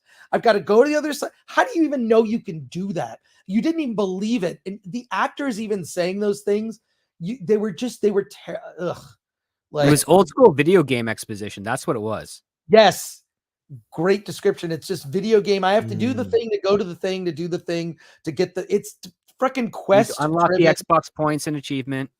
Yeah, it's stupid. Whereas what I liked about Dune, it didn't focus on that so much. It assumed you were intelligent and could catch up. And even if you didn't, it's like just the spectacle. It's like, I'm just sort of sucked in by the spectacle and the music and everything I'm seeing. I don't need to know every little detail. And so my understanding is that the budget for 2 wasn't so horrific, was it? No, it was like 190. And something that I twigged on is I saw some outtake cuts of 1 that actually showed that mouse going over top of the dunes. So my thought is that an awful lot of the CG was actually done for 1, but never used for 1. And they because it was delayed for so long. Yeah. Part of it, they saved the money. You amortize the costs because you've got certain costs in putting one together. Oh, I see what you're saying. Carry over into two. That's why Hollywood loves to make sequels. And Warner right? Brothers is actually notorious for that. They're one of the most well known for that. Actually, they had warehouses and stuff where they keep stuff so they can reuse it and all that kind of stuff. So them doing that, I see what you're saying. They used the shot that was meant for 1 and part 2. Right. Yeah, I'm not surprised. In fact, I actually kind of noticed that it felt like the budgetary constraints on 2 were a little bit harsher than part 1, because part 1 had a lot more miniatures and other physical effects that I felt like in this one they were just using CGI for. Well, the stadium scenes were horrific. I did not think they were that great. Well, yeah. You're right. You're right. There wasn't. It just looked like copy paste is what it looked like, and they sort of like, well, we've got this amount now. We just do it. So it's. But a great example is. But that was groundbreaking infrared photography, guys. Well, that I like. They did the same thing when the Fremen were charging the Sardaukar, where we have that bird's eye view shot of the 2 lines of skirmish coming towards each other. And I swear it was just 4 guys running, and they just copy and pasted it. Did it all across the 80-foot. Well, I'll give you a great example. The big ceremony scene in the first movie, all those ships and stuff that are there, those big round ships and stuff that are in the square, that's all like miniature done, and then they put it all together. Like when that ship of the Emperors comes over in this movie, it feels like it's a CGI shot, right? Like I feel like had they done that, like I feel like they compromised a little bit on the effects, because I feel like the first movie, the effects feel like they were done more like Lord of the Rings style. In this film, it felt like more CGI. But that was just me. Let me throw something else out at the panel. Might be controversial. I thought, do you think it was done on purpose that the Fremen were very much a people of color, and the Baron's side of the family were exceedingly white, like really, really, really white? Powder white, bleach white. I hadn't thought about it before, but yeah, obviously. Yeah, I did. I noticed that too. I mean, even the excuse they give. There. Well, the excuse they give is that the Harkonnen have basically chemicalized themselves to damn near death. Also, so like that's why they have no hair. That's why the insides of their mouths are black. They are like this pale white color. Go ahead, Culture. Are you sure it's not because of their sun? Yeah, I was about to say their black sun, which well, I read somewhere that they're like full of chemicals too. They they said that too. But one does not have to rule out the other, because that's true too. Well, obviously the sun has some sort of effect, because even though I thought the effect was kind of like, oh, so you just made everything black and white. And I'm going to be a bit of a shit here in that I think if like Javier Bardem is from Spain, and I thought he had the right facial complexion and the mix and the look and the eyes. It somewhat bothered me with the race mix of the Fremen. I'm going, this would never happen in like, they need to cast 1,000 people. I know you're not just going to decide on. Yeah, I get what you're saying. Like, I wish they had gotten everyone from Spain, just so they looked like they were of a people. It's one of the things that drives me nuts with modern Star Wars and everything else is everything has to be mixed. And in that sense, the side that the Baron was on kind of made more sense. Well, this is where DEI is a problem. Pardon because me? You're right. I think this is where DEI is a problem, Paul, because you're 100% right. Because what you should have done is like, okay, if you're going to have Javier Bardem be the Stilgar, and he's cast and he's going to be the head of the Fremen, then you're right. You should have cast all the Fremen as basically more or less, of Latin descent.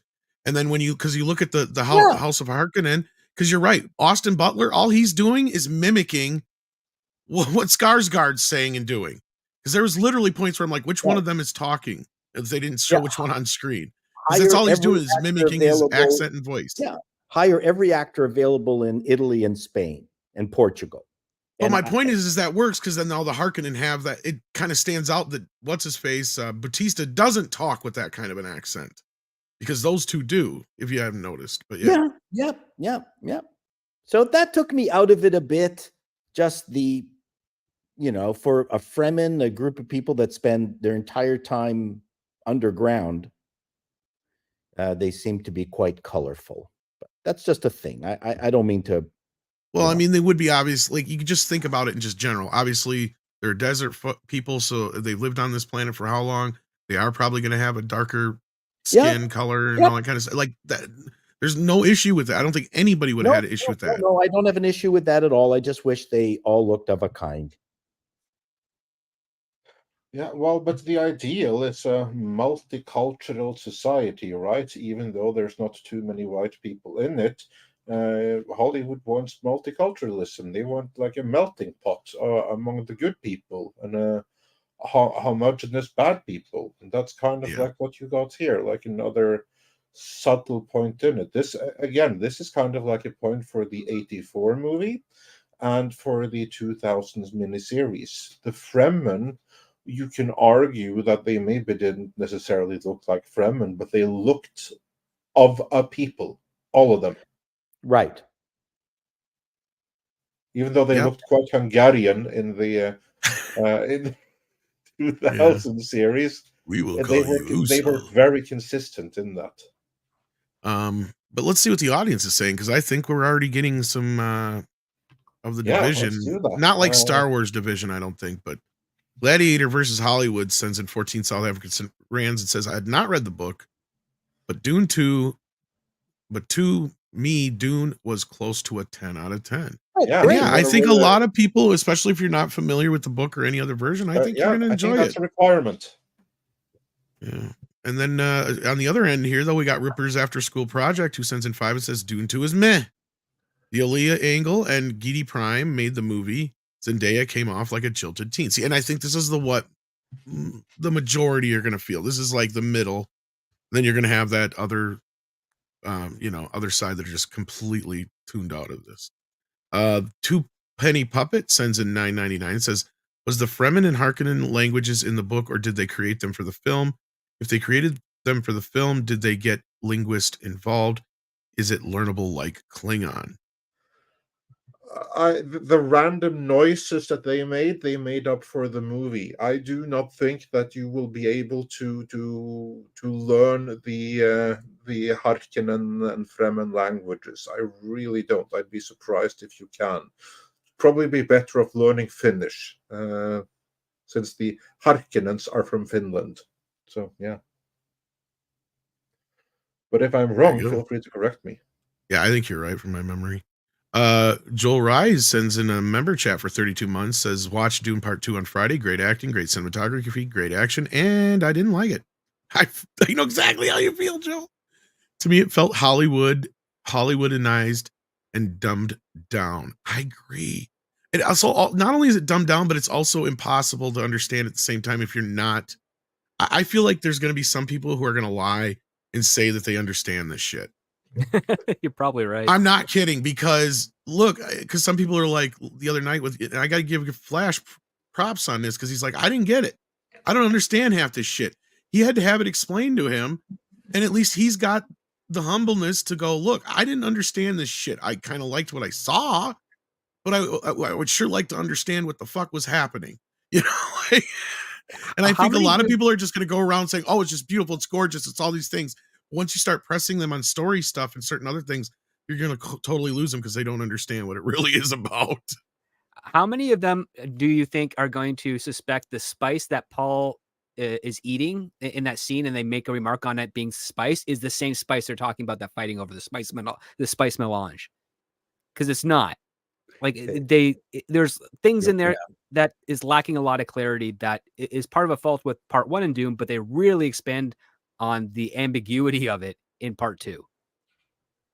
In the book also, there was a bit more of the different groups going their separate way and learning what's going on. So, for instance, Gurney Halleck, Gurney Halleck,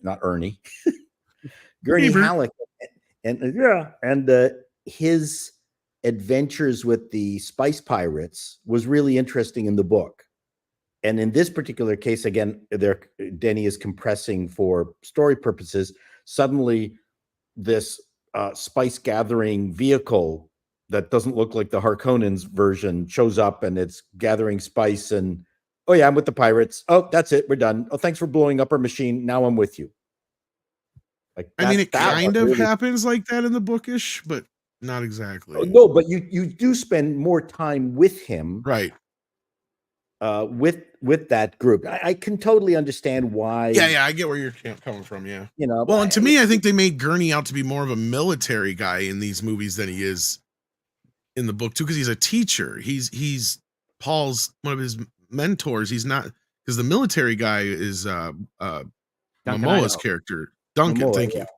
Oh, Halleck is pretty good too. He's good, but he had to kind of become that. He got thrusted into that. Go ahead, Culture. Sorry. No, they combined it. That's what happened. They kind of combined the character into one in this film. You can see that it's distinctly two different elements that they've forced together in this. And then, of course, you have Brolining, so he just Brolins around. And in the first movie, I think you genuinely were sad when Momoa died.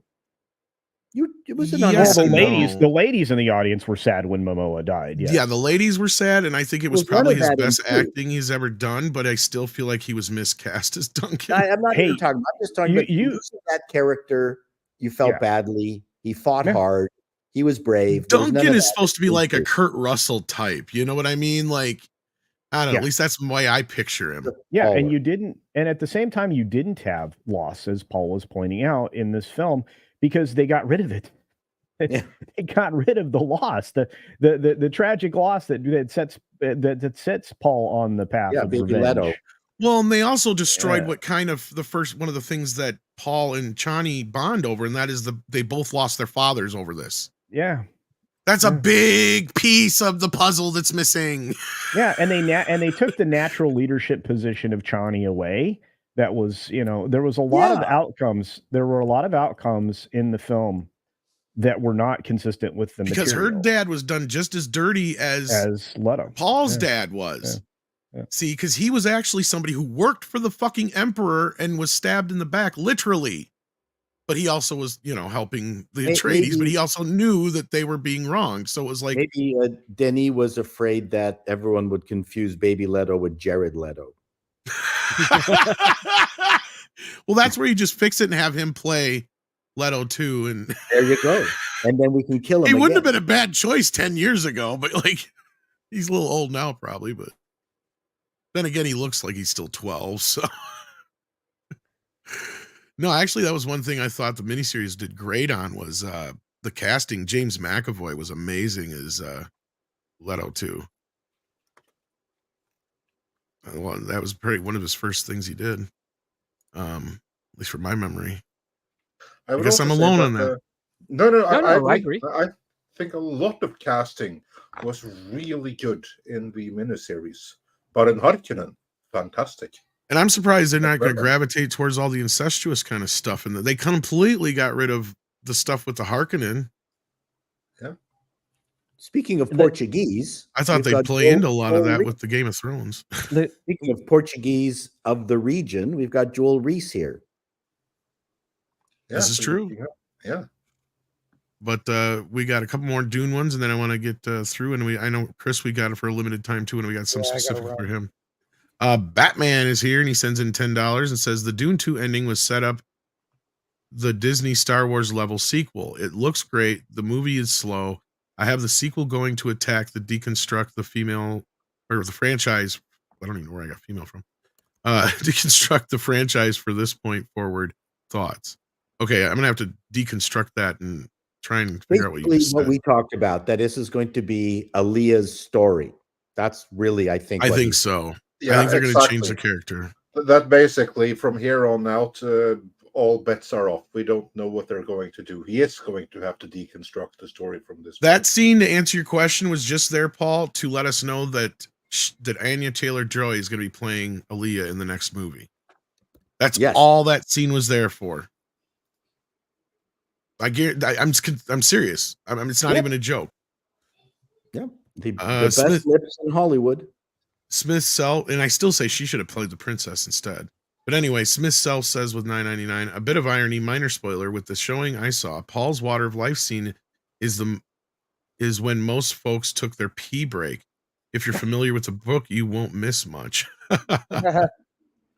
I think if you understand that the battle coming up when they're going through the battle plan, also like that's a good cue to go to the bathroom. If you have the 4-minute pee down as a dude, you can when they go to start having their war council to plan the attack, you haul butt out of the theater, get to the toilet, run back to your seat. You should be good because it'll just be the beginning of the battle scene. Or better yet, you realize that you're in for a 3-hour journey and plan out your drinking over the course of the movie. But, well, I think you should plan out your drinking every time you go to a movie. I mean, you know, are you going to need hard alcohol, just a beer, something, you know, get you through it. But of course, it's easy to get carried away. I mean, I know that I've been like 10 minutes into the movie, like, I just finished my entire cola. So, yeah.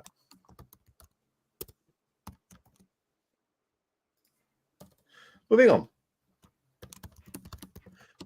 Yes, sorry about that. We've got, let's see here. I want to grab as many as I can that are. I just want to say I'm happy to have a movie where the star character is named Paul. The Elusive sends it.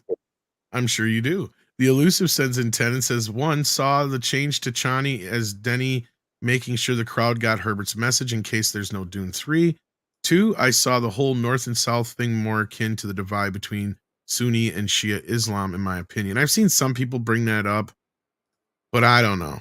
It seems a little too on the nose for me, but I think that's reading into it a little bit too much, because that is not at all what the conflict of Shia and Sunni is about. Not at all. So that's a very... That's giving them a lot of goodwill, more goodwill than they deserve, and there's nothing in the movie to support that reading into it.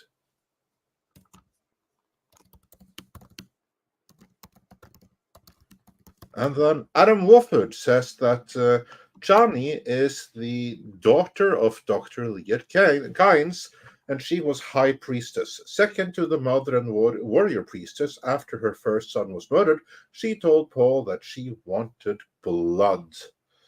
And then it looks like there might be a continuation to that one, since it ends on a comma.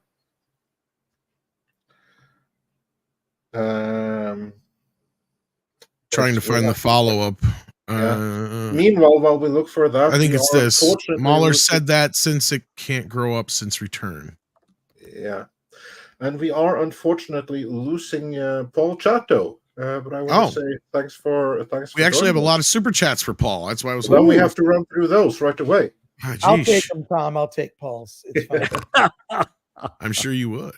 Well, I'm seeing you later, Chris.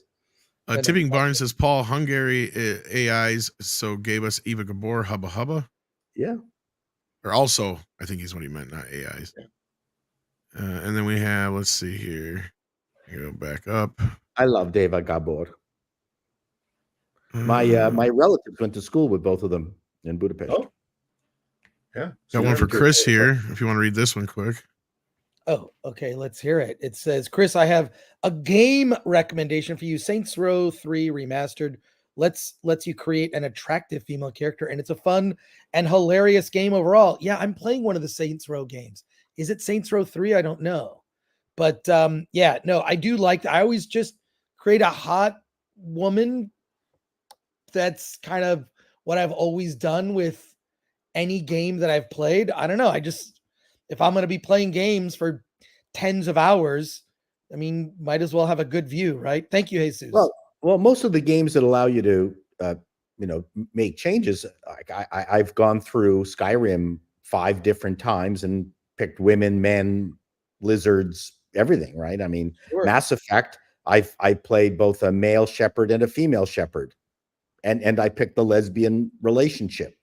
So, it's crazy to think that, we're not enjoying these things already, and they have to be forced upon us.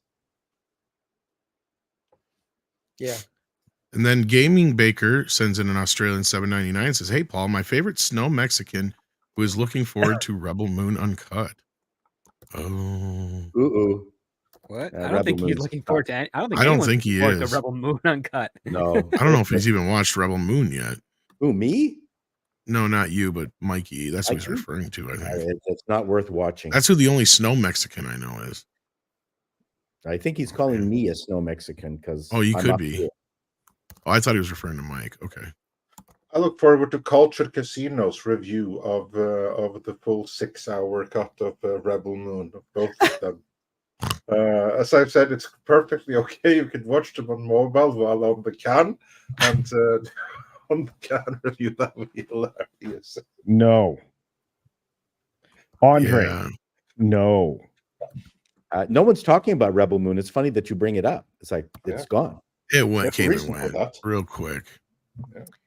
Yeah, actually, it takes longer to watch the movie than it did to stay on the social media trend. Wow. I'm sure we'll find out later that it suffered from the same problems as the Justice League Snyder cut Anya did. Taylor-Joy is good. You know what? I actually liked her in the most recent trailer for Furiosa. Looks good. Well, I've heard some things about that. But anyway, Mr. Tickle Trunk sends in $2 on the Rumble side and said, Chris is right. That shop is awful. I'll take Dune Part 2 Thumper butt plugs, please. With or without words, Harkonnens on it. Well, people exactly. are always screwing up what people actually. I mean, they have to do this so far in advance. They're constantly screwing up what people actually want, right? I remember, Toy Story 1, the fact that Sid's toys became the most popular was a complete shock. Well, right? Yeah. It's Sid's stuff was really inventive. Well, Mr. Tickle Trunk, speaking of inventive, is loving your new camera angle. It's quite inventive. So I assume either he's on his phone now or he taped his webcam to his penis. I think it's the latter. Either way, oh my God. He's way more chill. You do you, Paul.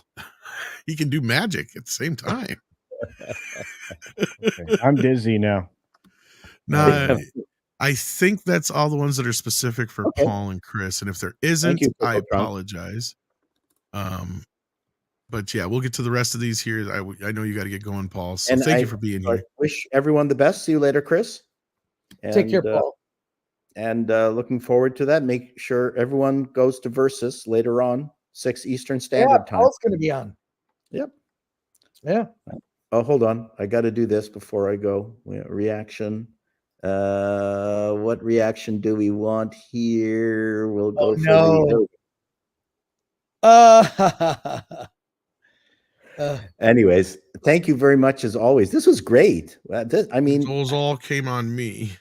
The in-depth look into Dune is exactly what we're here to do, right? I mean, we're nerding out for 2 hours about Dune. And the thing is, what I think is good about it is actually Dune overall is good. We're not just being negative about a negative product, right? Which I think many people get tired of. And this is a good movie, but it does deserve examination. Mm-hmm. So, anyways, yes. Rectal. Check out Appalling News and Call Me Chato. And anything else you want to plug? No, there'll be an appalling news later on today. Exceedingly appalling. We'll talk later. More appalling than balloons coming out of your penis? Oh my God, it's going to be horrible. Sweet baby butt plugs. Here we come. Bye, everyone. All right. And Chris, did you have to leave right away too, or did you have? I got to leave unless you got some supers or questions. I think we got ones that were directly directed at you. I mean, I'm sure there's some that you could definitely chime in on, like Gladiator versus Hollywood, who wants to know how the panel thinks Planet of the Apes will do. I don't care. I think it looks too digital, like everything. And Tom, you were saying something about Furiosa. My understanding is it's very digital. Unlike, the previous Road Warrior films or Mad Max films, where it was mostly practical, enhanced by some digital in the last one. Now apparently this new one is a little bit more digital. As for Planet of the Apes, I don't know. Could be interesting. I don't know why it's not grabbing me, but it's not grabbing me. That's just me personally. So on that note, gentlemen, I'll see you next Monday. All right. And have a great rest of your check out Film Threat. Yeah. All right, Chris. And Chris. Pop on to the Film Threat channel later today for Versus. We're going to be talking about Dune versus Star Wars with Robert Burnett, Paul Chato, Nerd Cookies will be there, myself and Alan Ing. So it's going to be a good time. So, all right. Awesome. See you then. Take Thanks. care. Later. Bye.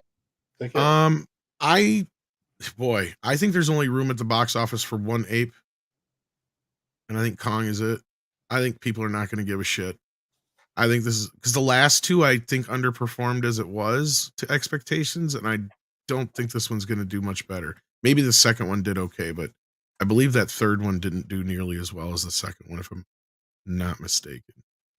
And it's been a few years. I don't see this movie doing huge box office. I mean, and I'm a huge Planet of the Apes fan too, but yeah, hearing people talk about it, and the more I see of it, unfortunately, the more that they spoil in the trailers, the less interested I'm becoming, which is not good sign. Not a good sign. Yeah, Andre, what do you think? I know you don't really care.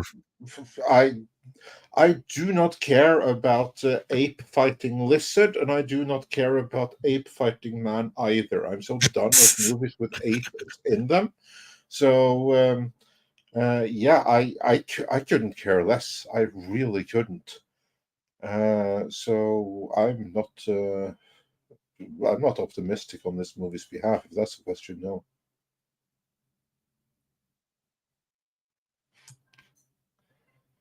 So I think it's gonna underperform. Remember, it's a Fox movie, but it comes under Disney. So I think we're looking at another underperformer here.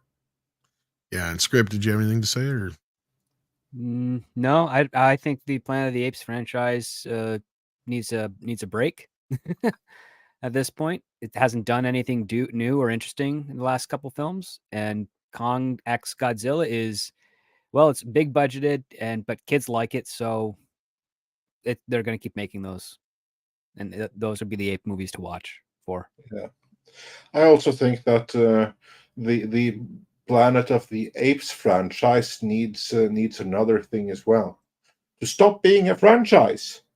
I mean, it's a one movie thing. It's a twist ending. That's what it is, and you tried in the 70s, and that was cool, but I really don't think trying to force that into a franchise is a fruitful endeavor. Not everything can be a franchise. That's fine. Indeed. And then we've got let's go back to the top of the list here. We got Scott McKenzie, who's been a member for 14 months. Thank you for that. Hyperguyver 2 says, rip Mark Dodson for $2. Yeah, Mark Dodson, if you don't know who he is, he's a creature voice effects artist, probably most well known for playing the little creature in Jabba's palace. What's his name? Salacious Crumb. Salacious Crumb. Oh, yeah. Yep. Yeah. Also did Mogwai voices, not Gizmo specifically. That was Howie, but he did probably some of the other things and stuff like that. So yeah, he will be missed. That's too bad to hear. I saw that over the weekend. Zephyr's been here for 28 months. Thank you for that, and thank you for the support. Jason Webster says, really enjoyed South Korean film My Name is Lak Hwan from 2024, which was recently released on Netflix. Yeah, Netflix really gets into the South Korean films and all that stuff. Jason, you always bring the recommendations. So there you go, guys, if you're looking for some Korean cinema. Lover of the Green sends in 10 and says, have you heard of Accursed Farms? He's a gaming YouTuber trying to stop permanent shutdown of online-only gaming. He launches a legal campaign on The Crew, a driving game that will be gone in April. No, I'm not aware of, but I'm not a big gamer, so that's probably most likely why. Yeah, like I follow a few gaming YouTubers, especially Adam Korolik, of course, fan of the channel. Big yourself up if you're listening. I like Retrobird. Retrobird is freaking awesome. But Accursed Farms, I cannot say I'm familiar with him. Wish him well, and wish him good luck in the endeavor. Maybe I'll check it out. Stops the permanent shutdown of online-only games. That means that he's into game preservation, and he's my kind of guy right away. So yeah, Best of luck. I think the minute you decide that you're going to offer digital products, you have to maintain perpetual support and or have funding in place to do so in the event of your expiration. So you know what? I'm glad you brought that up, Culture. Sorry, continue. No, I was going to direct it to you. This is in your wheelhouse. I was going to say, I think that this is where Hollywood needs to get involved. Yeah. Or not Hollywood, but the government needs to get involved with Hollywood and with the gaming industry and say, look, you may have this in your contract that it's just long-term lease, but that's not fair. That's not fair trade. Somebody thinks they buy something and they own something, and I think that it will go in the favor of the consumer, because go back to the whole VHS ordeal, right? The studios wanted to stop the sales of VCRs because as far as they were concerned, pirating was going to go run rampant. Just going to run rampant. Everybody's going to copy Hollywood movies and tape things off of TV and sell them. That's what they thought. And the government's like, no, people have the right to be able to tape things in their own home and own them. You can't stop them from doing that. And I think at this point that the government's going to, hopefully this is what they need to do, is say, look, like Culture, you just put it brilliantly. If you are going to introduce something as a digital only thing like that and not offer a physical version of it along with it, then it is up to you as the one who is providing such thing to make sure it's maintained in some way. And if it cannot be, then it is, guess what? Turned over to the public and becomes public domain. Yep. So the public can maintain it. And bet you Hollywood wouldn't like that idea real quick. Bet you the gaming industry wouldn't like that idea real quick. Because one gaming industry actually did do that. The people that made City of Heroes, they someone did a legal server to keep it operating, and the original creators loved it so much they gave them a free license to operate it, so you can actually play that online only game for free as a result, because they folded it. The company originally folded. So yeah, and it's to the benefit too, because it's getting traffic and people are investing in it, and it's like that. Again, the online only, sorry to cut you off there, Tom, but the online only stuff is, it's basically, it goes into the ether, and there's lots of games that were just online only that have vanished, that people have managed to try and save, and they're trying to get, they're doing the effort to keep it going in perpetuity. And sometimes they're getting, cease and desist orders, and other times people are saying, we still want to pay for this. And it just feels like they're not finding a happy medium in between. And then you get into the argument that you have, which is an absolutely fair one, which is, if you're selling something that cannot be essentially privatized for the individual, like a game or a DVD or VHS or what have you, then you are going to be very culpable for that when it vanishes and your market diminishes as a result of it. Yep. I mean, all you got to do is simply make it to where you patch it or whatever you got to do. And some games have already been doing that. Otherwise, like you said, allow people to maintain their own server for it. Sure. They don't have anything to do with whatever company, and you can have a disclaimer on that part of it, or just turn over the keys to the people when it comes to video games. But I think this is going to be a bigger problem when it comes to music and movies in the future, because people think they own this shit digitally and they don't. And unless you have the ability to download it in some way, which music, it's a little easier to download. I have not been able to figure out how to download movies yet. And when I do, you still have to have a proprietary player that's theirs to play them, and they're not HD full quality or whatever. So again, they're compromised versions, and I can't just take them from one means and put them on another. I still have to have that proprietary player. Yeah, you have to have the same type of compression software that the studios use to format it and export it in order. Amazon, Vudu, all the same way. I can download movies from those places, but I have to have the Amazon app to actually watch it, the Vudu app to actually watch it. Yeah, you have to break the chain inside to watch it. And people have figured that out, but that's technically illegal. But we need a legal way of doing that to where, if you're going to shut down, let's say tomorrow Vudu says we're going out of business. Well, guess what? Then legally I should be able to, and they should be able to make available uncompressed MP4, MKV, or whatever type file I want, that I should be able to grab that file then, because they're going to be going away until what date? If I don't get it by that date, fine, that's on me. That's on me. But they have to do that, and I think the same thing should be said for games. But anyway, I know Culture's limited on time, so is there anything else you wanted to say about this, Culture? Because no, you brought up a great point, Culture, and I think that maybe that's something that needs to be lobbied for. I think it would be rather easy to get support behind that bill. Again, it wouldn't take much. You just need populists in office that will Yeah. neglect to serve the I think the lobbyists' gaming interests. industry could really help that. The movie industry is too scattered, but you get I gamers behind it. I think you have to do it on all media fronts. I think That's that what I'm saying. Yeah. we have to democratize media again, which we were doing until recently. And the streaming services are stealing. By the way, you are contributing to having that thefted away from you. Because if nobody was doing the streaming thing, if you weren't actively participating in streaming movies and things, it would go away. We would go back to physical media because that would be the way they could sell their wares. So, anyway. And actually, Kudos bring up, I don't know if they don't do this anymore, but Walmart used to own Vudu. Now it's owned by Fandango. But when Walmart owned Vudu, what was great about that is you could buy the movie. Like, let's say I pre-ordered a movie in 4K on their website. Yep. Automatically, I would get the digital version as soon as it was available. Yep. Before it was even shipped to your door. Yep.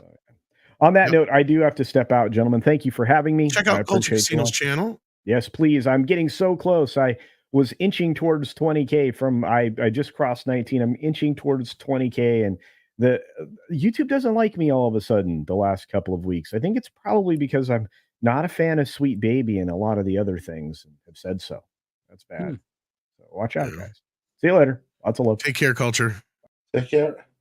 No, that was a great point, Lover of the Green. Thank you for the support and the question / comment. Jeff D sends in or did you have anything to say about that, Andre? You didn't give a chance to even chime in on that. The whole about digital preservation. Yeah, well, pertaining to this topic in particular, the thing with movies and music is that typically you already have a copy. It's easy to obtain a copy. A game, a pure online game, requires servers and stuff like that. And actually, when it's taken down, unless someone did a backup and they're going to host it themselves illegally, it's gone. It's gone forever, which is why I'm a big fan of what Accursed Farms is doing. In principle, I'm not familiar, I've never seen his videos, but just from this description, big fan of that, because I feel that preservation is important. And what is under more threat than music and movies is actually gaming. Much of gaming history is lost already, and what is lost, ironically, is not the vintage stuff. It's the newer stuff. It's the old digital stuff. That's the stuff that's disappearing. So yeah. Well, there's also an era of stuff where just the technology difference too. You're right, because I've actually been, I've been learning about this community where they're doing their best to preserve a lot of these older games that are also being lost to time, because it's not just the online games, because you're 100% right about those. Yeah, those are the ones that are being in that kind of weird period of time there between now and when gaming became online. But there's still a bunch of games in the earlier days that have never been carried over from other systems because these companies own the copyrights on them or whatever, and they won't let them go. Well, it's something else as well, and that is, and then they also lose the original files and data because because it's also a matter of like the biggest preserving games is actually piracy. It's pirates who run games through emulators. That is the single biggest source of game preservation there is. But it's not everything that you can emulate and do backup copies of. So it's stuff that can't be emulated, really. Those things are under threat, whether because it's too old and too obscure that no one bothered to do a copy of it, or that it can't be done for technical reasons, because it's something so old that it's pure analog and that can't be digitized without basically being recreated, or because it's so new that you don't really have functioning emulators that can take care of it or that can play it. So yeah, you have many different things there. Absolutely. Yeah, and it's funny you mentioned that, because I really wish I could remember the channel I watched it from, but like it was in the last 2 weeks here. I watched a kind of a documentary about where they were just kind of discussing about how the whole thing started out with what is the definition of a pirate. and then it goes through the original history of where the word came from and what it referred to and all that kind of business. And then like how the word has changed in today's standards. And basically the argument for the video is maybe we shouldn't be calling most of these people pirates, but we should call them preservationists. Because then the whole in between that was what you just said, Andre, was this whole thing about how, these people are just trying to get these games preserved because they can't get them otherwise. And it also went into the thing that I was saying where someone were being held under copyright. But the reality is they can't even license them out themselves because they don't have access to them anymore because they lost the data and all that stuff. Exactly. Yeah. Or that it's some other thing with them, which also means that right. For instance, I'm a big fan of Sega Mega Drive. Bunch of Sega Mega Drives are available in all compilations ever made. One that isn't, Quackshot. Disney's Quackshot. License expired, which means the only way you're going to play that game is if you have a pirated copy and you emulate it, because it's not going to be in any official release ever again. Same thing with something like Revenge of Shinobi. Original version of that had a bunch of copyrights that they didn't really have and that they have since lost and everything. Outrun, for a while they couldn't use the Ferraris. That changed the game for that. So you want to preserve the original game for that reason. Piracy is the only way, because the companies themselves may legally be prevented from doing so due to expiring licenses. Funny how that works, but that is how it is. Yeah, and then it also said maybe pirates were the proper name because the name went bad because the original reason for the pirates doing what they were doing were because of overpricing and prosecution and all that kind of stuff. But then they became known as criminals and bandits and during bootlegging and all that kind of stuff. It's really interesting documentary. I have to see if I can find it again and I'll send it off to you. Maybe you'll be interested in it. But anyway, moving on, we got Jeff D next, who says Fertinga, or I don't know if I'm saying that right. Fertinga Plays interviewed a creator of The List on Saturday. I recommend watching it. All right. Thanks for that recommendation. Matthew Cooper says ESG requires some type of third-party certificate. Sweet Baby sells this certification. No cert, no ESG rating, no OP capital. That's the grift. Well, there you go, Andre. Exactly. There indeed is the grift. It's usually sometimes as simple as that. Ecosystem. Then we got Sander, who's been here for 33 months. Holy crap, holy. So Sony will be having a good year making Dune 2 and Godzilla King DVDs, Blu-rays, and 4K Blu-rays. Well, actually, Warner Brothers still handles their own stuff. Own physical, yeah. They work with Universal, actually.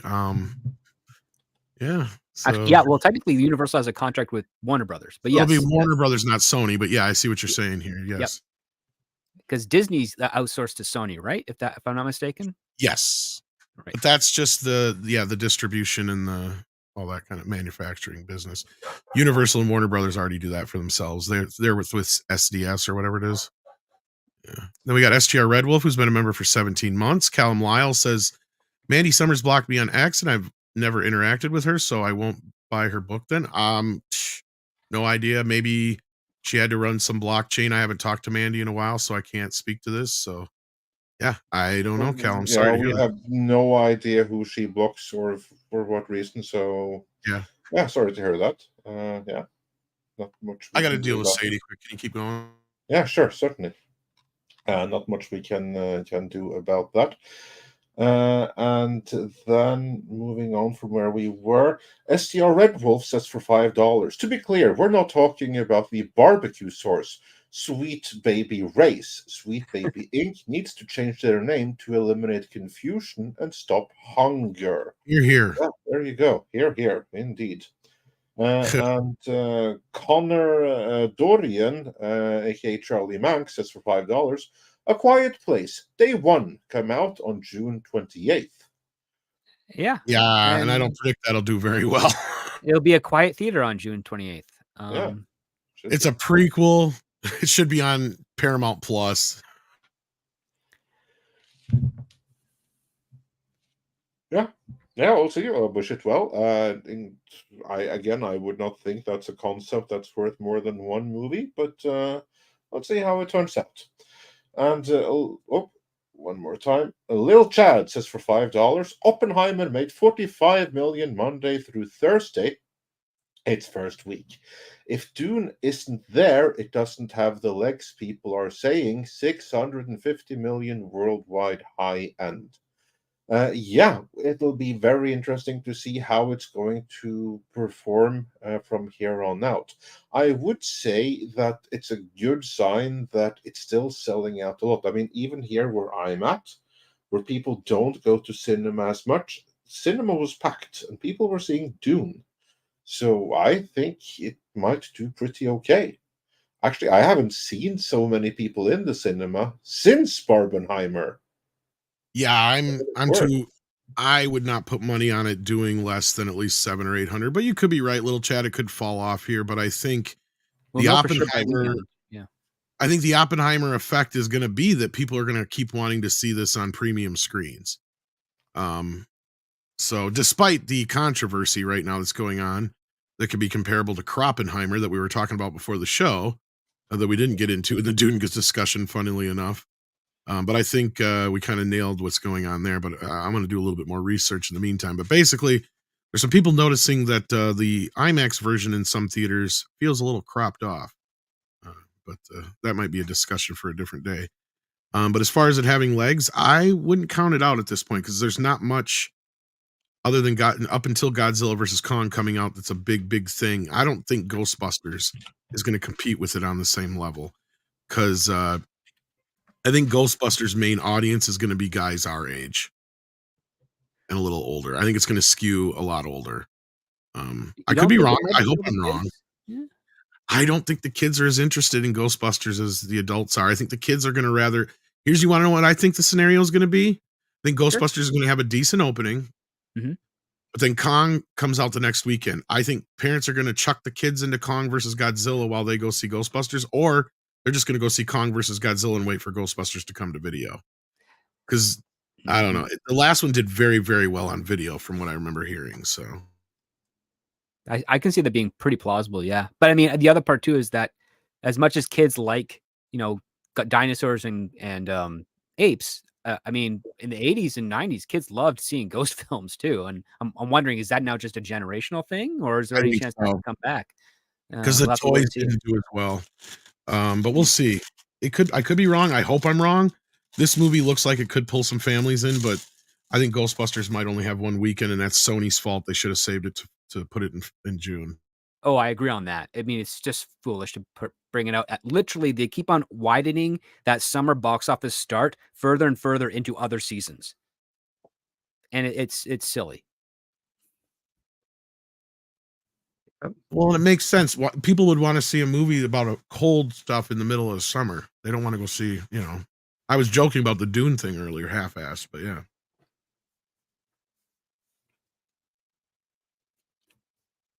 Sorry, I was munching on a cookie there.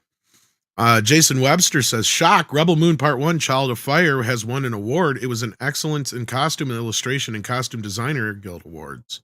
Look good for it. Yeah, fantastic.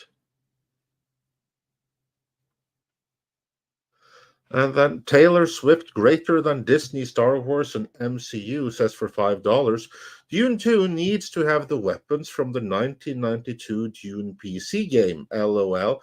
The Devastator tank, Sonnet tank, the nerve gas weapon that can make you switch sides. You know what? It actually would be a very nice little nod to the games if it did have at least some of that. I actually agree. I think it's cool when they add that kind of references. That's why I kind of like the sound weapon from the Lynch version, because I think you pointed it out best, Andre, when you said the weirding way outside of the voice is and the mind thing is basically just fancy kung fu. Yeah.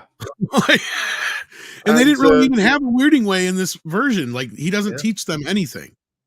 And that was very cool back in like the 60s when this was written, when kung fu and other Asian martial arts was seen as this mysterious magic thing, because people didn't really know about. That was something that was actually valid all the way up until the 2010s. But now, after MMA and stuff like that, we actually know that the mysticism of martial arts is just bullshit, and it's in reality just acrobatics. And someone who has practiced boxing for 1 year in general on paper will be able to take out a lifelong practitioner of karate, taekwondo, wushu, Wing Chun, what have you. Yeah. Yeah, the weirding way may not have aged all that well. So yeah, I agree with this notion. Yeah, and as was brought up in the chat, Frank Herbert, I believe I found that interview actually where he talks about some of that stuff. He was glowing about the Lynch movie, but I think he even specifically liked the weirding gun module thing. Yeah. And again, I would either way, I would like take his praise with a little bit of pinch of salt, because the Dune movie has issues of its own. Like, for instance, Paul Atreides, he genuinely is the Messiah in that one. He never turns bad or anything, and Herbert praised it anyway. So not all praise should be taken as seriously. Let's just put it that way. No, but I could actually see him, and I think this is kind of how he put it. I don't remember exact words. I'm paraphrasing, obviously, and I don't want to put words in the man's mouth, but I think he even basically said that was something he could see himself developing in the original books, because it kind of makes sense, right? It's not technologically advanced enough to be, like a laser weapon, but it works within the world of Dune, and it for the Fremen, it really kind of works because they're already people that mainly fight with knives and whatnot, and to have this weapon that's not like a bullet weapon, but it works with a force of power from words. I especially with somebody like Paul, who has the weirding way with the words, with the voice that makes it, he can amplify it.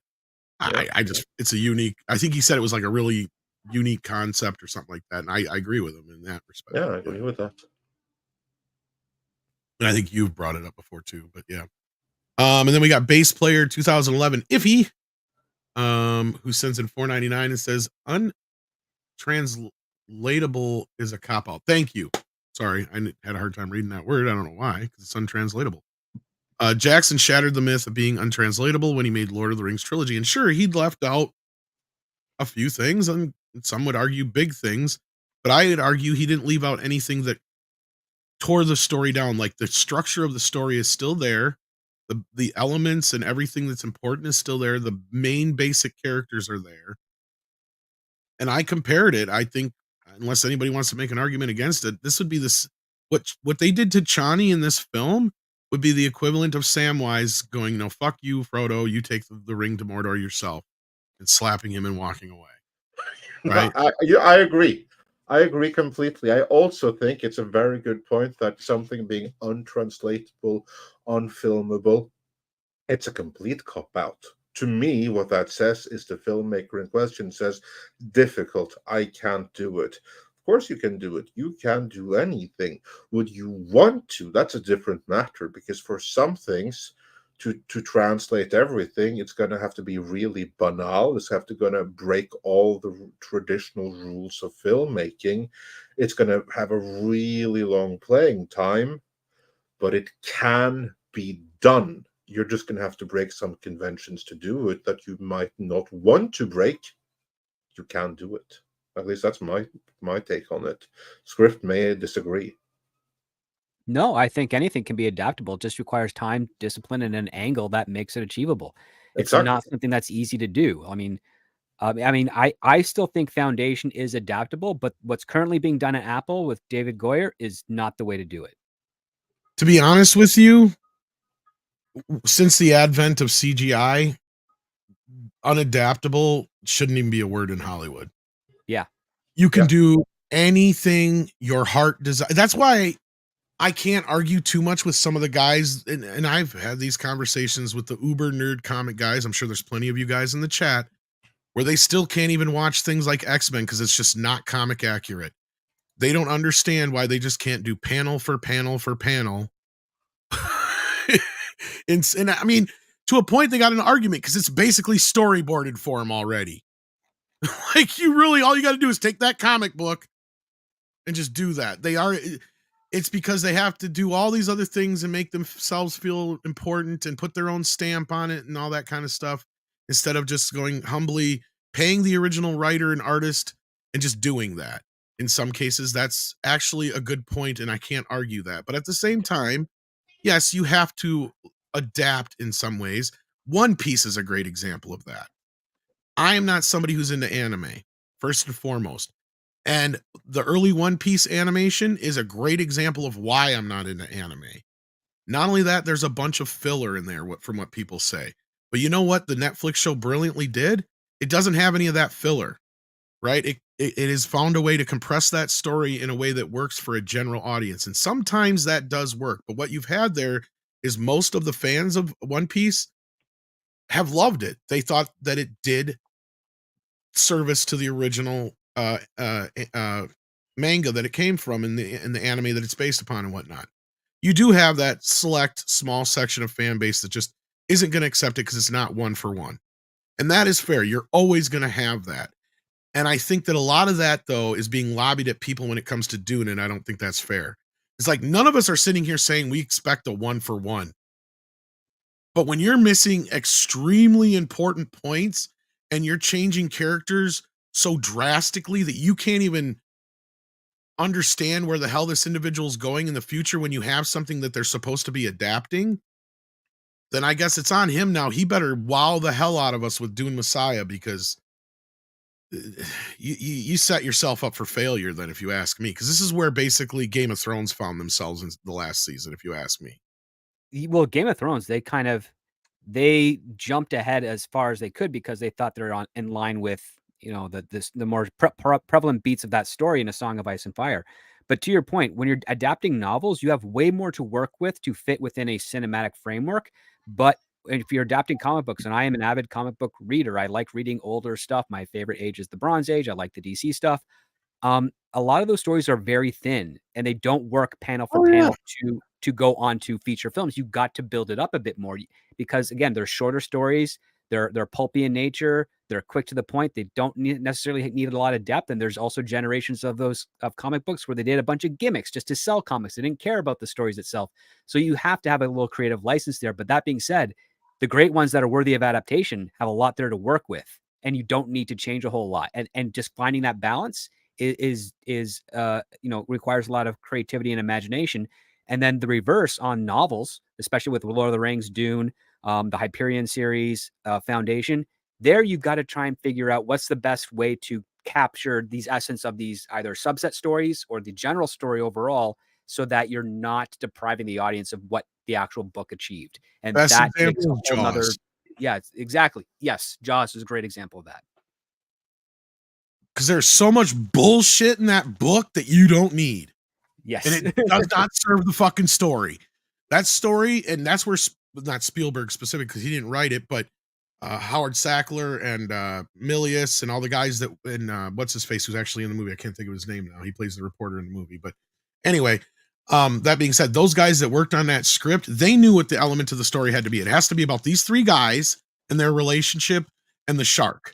That's the three main things that this has to be about, because that's the only three things in the book that matter. Right? Yeah, the whole subplot of Chief Brody's wife having an affair, completely irrelevant to the story. Doesn't actually have to do anything with anything. No. And the only argument you can make is Carl Gottlieb. Thank you guys in the chat. Yeah, you can make the argument for the mob, but you don't need that. Just the fact that the mayor just, I mean, it's almost more noble that he just wants to keep it open for the people in his city than having the whole background with the mafia bullshit. Right. So in that respect, that's a much better adaptation in my opinion. The movie's better than the book. And I love both, but yeah. Anyway, that's just a good example of how you can do an adaptation without having everything in the book and still make it work. And you could do that with Dune. There's a lot of things that you could combine and work out, because they did. Like a lot of the stuff with the Mentats is combined into the Bene Gesserit, isn't it, Andre, from my understanding? Memory? They kind of just skipped the Mentats altogether. Kind of, yeah. Yeah. It's not combined, they just skipped it. Which some of it isn't necessarily necessary at this point in the story. I mean, No, yes, you they're don't need everything. You have to they're be the a little least bit important selective. part of it. Yeah. Yeah. I mean, the only thing that after seeing Dune Part 2, the only thing that I'm really disappointed by is that with my expectations from reading the original Dune Part 1 script and then seeing Dune Part 1, I was expecting the full book to be pretty much a trilogy. And they literally just tried to rush it. And now they're probably going to take a whole bunch of stuff out of the tail end of Dune and force it into Dune Messiah to try and bridge it to children. And I don't know if it can be pulled off because Denis Villeneuve is very self-indulgent. It's one of the criticisms I had when it came to Blade Runner 2049. Yeah, I just don't have great feelings going into a part 3. And on the script there, I will say that one thing that really annoys me is that I thought the script for the first movie was better than how the movie actually turned out, especially this battle of chess sequence between the Mentats, which I thought was the best written sequence in the entire script, and I couldn't wait to see it translated on screen, and Villeneuve was too arrogant to put it in there. Probably would have been too wordy for him. Yeah, and I actually kind of stuck up for him when he said that shit. Look, and I'd come over this weekend, and this is where I said something about The Last Jedi. I don't remember if I actually said it on the stream or if I said it before the stream. But I think I did on the stream where I'm like, have we reached the Last Jedi point with this? Because I kind of felt this way walking out of the movie. It was so reminiscent of The Last Jedi, right? Because The Force Awakens bamboozled me enough, or at least I was there going, well, it was Star Wars redo. And I didn't like how Han Solo died, but at least they can work with it. They can build upon it, right? Like there's still stuff there to work with. And walking out of The Last Jedi, I was like, it looked pretty, but I don't think I liked it. And there was a lot of weird shit. And kind of like you, Andre, it's like, where the fuck do you go from here? Right? Because that was your first reaction is like, this was a part 2? Yeah. I was like, yeah, for those that haven't heard, my reaction to The Last Jedi, the one that I said in the very first stream, I was like, wow, this was a great third part of a trilogy. Unfortunately, it was the second, and they closed all storylines. Now where the hell did they go? The villain is dead. This is resolved. This is resolved. There's nowhere to go. They concluded the trilogy in part 2. And the more I thought about it, yeah. And that's kind of where, like, the more we thought about it, the more this movie sat with me, the more I realized the problems and the more I talked about it with people like you guys, right? And this is where we met a lot of people in the community, was through that movie specifically. Is like I started to realize the issues I was having with the movies. And, and then retroactively with The Force Awakens at the same time because of it. And I'm starting to get the same thing with this too, because it felt because I really loved the first, I was so amped up through the first half of this movie, right? I was right along with the audience. The audience was there. They clapped at the end in my screening. It was fully packed audience. Everybody clapped almost. They, they enjoyed it. And I enjoyed myself. But after I walked out, I'm like, I didn't like the ending. I knew that right away. Cause I'm like, well, they screwed Chani up. And I'm like, but I knew they were going to do something like that anyway. But I'm like, okay, but I still liked it, didn't I? And I kept questioning myself, didn't I? Didn't I? And then the more I thought about it, the more I talked about it with you guys, I'm like, I don't think I did. And then after especially getting into it Saturday night, I've pretty much come to this point where it's like, yeah, no, he fucked this up. He fucked this up big time. And I think Denis Villeneuve is one of the most overrated directors. And we have this new patch of what I would call the Kubrick clones. They think they're Kubrick, but they're not. And let me tell you who they are. They're Denis Villeneuve Favre. They're Zack Snyder. They're fucking Nolan. As much as we love him sometimes, he's the best of the bunch. Mm-hmm. And you can throw J.J. Abrams and any other one of them in there that thinks they're so fucking... They're these pretentious motherfuckers who think they can do shit like Kubrick. No, you can't. Because guess what? The Arrival, it sucked. The ending was shit. Blade Runner 2049 might as well have been called Dune 2049 because it sucked too. Like at this point, like, who is this guy and why is everybody praising him so much? Because Andre, you had it more right walking out of the first Dune. I was more bamboozled by that one. But then again, the same problem with The Force Awakens. I was willing to wait to see what he was going to do with the rest of the story. I didn't like a lot of the things he left out, but I'm like, well, maybe he's saving that for the sequel. But you were one of the few people out of everybody who were kind of like, yeah, I like it, but I still wouldn't give it the praise that everybody else is giving it. The script was fucking better. And that's what you kept saying. Yeah. And I think you're 100% right here. I don't know what happened between then and now, but Denny got so fucking full of his own farts. And that's the other thing. I hope you got some time to wait for Dune Part 3, because he's got 2 or 3 other projects that he's going to probably do before then. He's got like 4 things in the pipeline, including Dune. Yeah, he's got the other desert feature of Cleopatra with Gal Gadot. And no, I think, he's too self-indulgent. I mean, Andre and I were, and you, Tom, we were all in agreement that Dune 1 didn't need to be that long. There was too much. It's the pretentious of, look at this beautiful shot, and we're holding it, and we're holding it, and we're holding it, and we're holding it, and we're holding it, and we're holding it, and we're holding it, and then you move on to the next part. That's film school filmmaking. I want somebody to count how many times we see that shot of Zendaya that plays over and over and over and over and over again of her looking over the shoulder. Oh God, like at least a half. I bet it's 50 fucking times throughout the 2 movies. Sorry, Andre, you were going to say something. Yeah, no, I was just about to say, it just occurred to me that, I didn't like the ending of the first Dune either by Villeneuve. Like, I liked the ending on this one even less, but I felt it got really indulgent towards the end there. Like, we already had the climax with the attack on the Atreides, and then they give us this other thing with the death of the Momoa character and that fight there, and I was like, this was kind of like tacked on and too much, and they still just botched the time gap that should have been there. But I'm not gonna go on about it. Yeah, we got quite a few more super chats here though, guys. But yeah, you guys are. I think this is going to be something we're going to be talking about for a while. I think so. Really Chris K sends in a member chat for 9 months. It's a baby. At least it might be born, unlike babies and. I'm sorry. That's the other thing that bothers me the most. We got Chekhov's baby in this movie. There's got to be a rule. Tell me one damn movie where you have had a pregnant woman where the baby hasn't been born. Tell me one. We even have more movies where 2 or 3 babies are born at the same goddamn time. I think they forgot about it because they were interacting with the baby the whole movie. So they forgot that it wasn't born. Well, and that's the other thing, is her not being a part of the end of the movie. Because if they jump so far ahead that she's already full grown, because like that totally, she is the abomination, right? Yes. Like that's.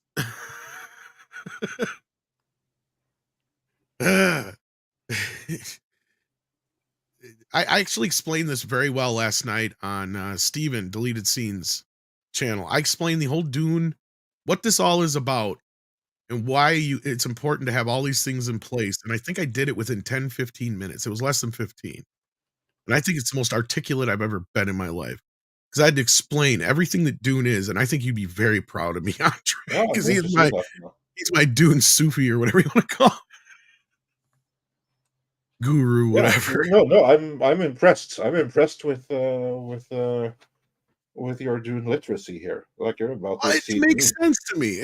I don't even see here's what's funny is I kind of like, I don't understand when people are like, but it's so complicated. It's like, no, it's not. It's not really that complicated. It sounds complicated because there's plans within plans, right? But if you really break it down into these levels, in which I did last night on the stream, it's really kind of simple to understand.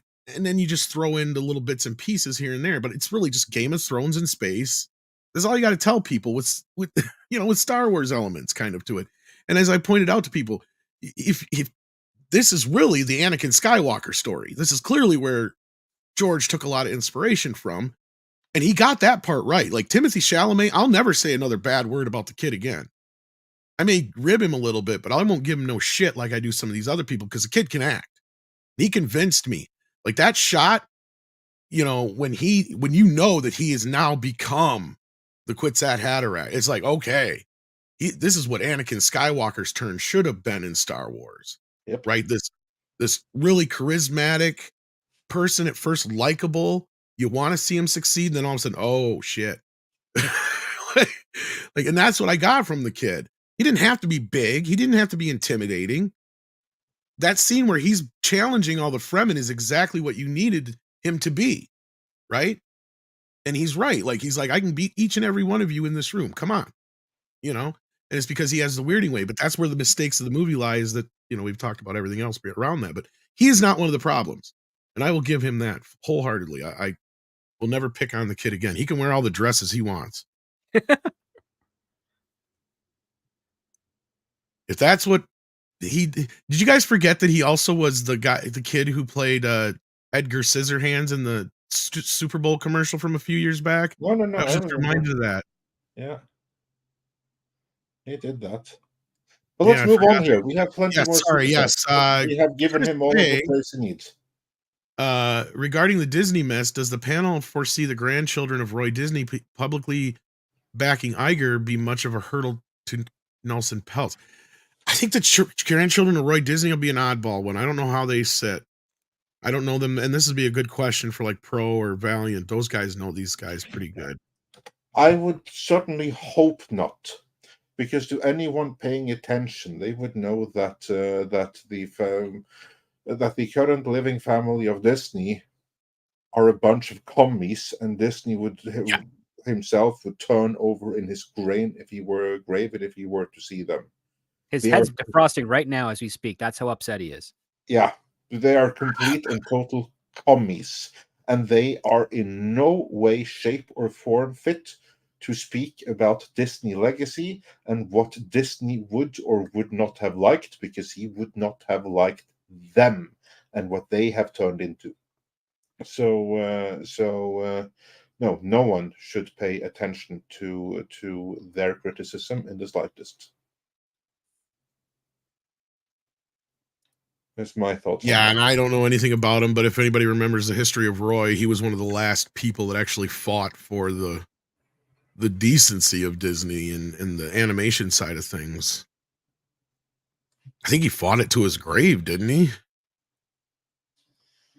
Yeah, I don't know my. He was one of the people who badmouthed like Eisner and all that kind of shit publicly. Oh yeah. But that's not the brother Roy. That's like your nephew Roy.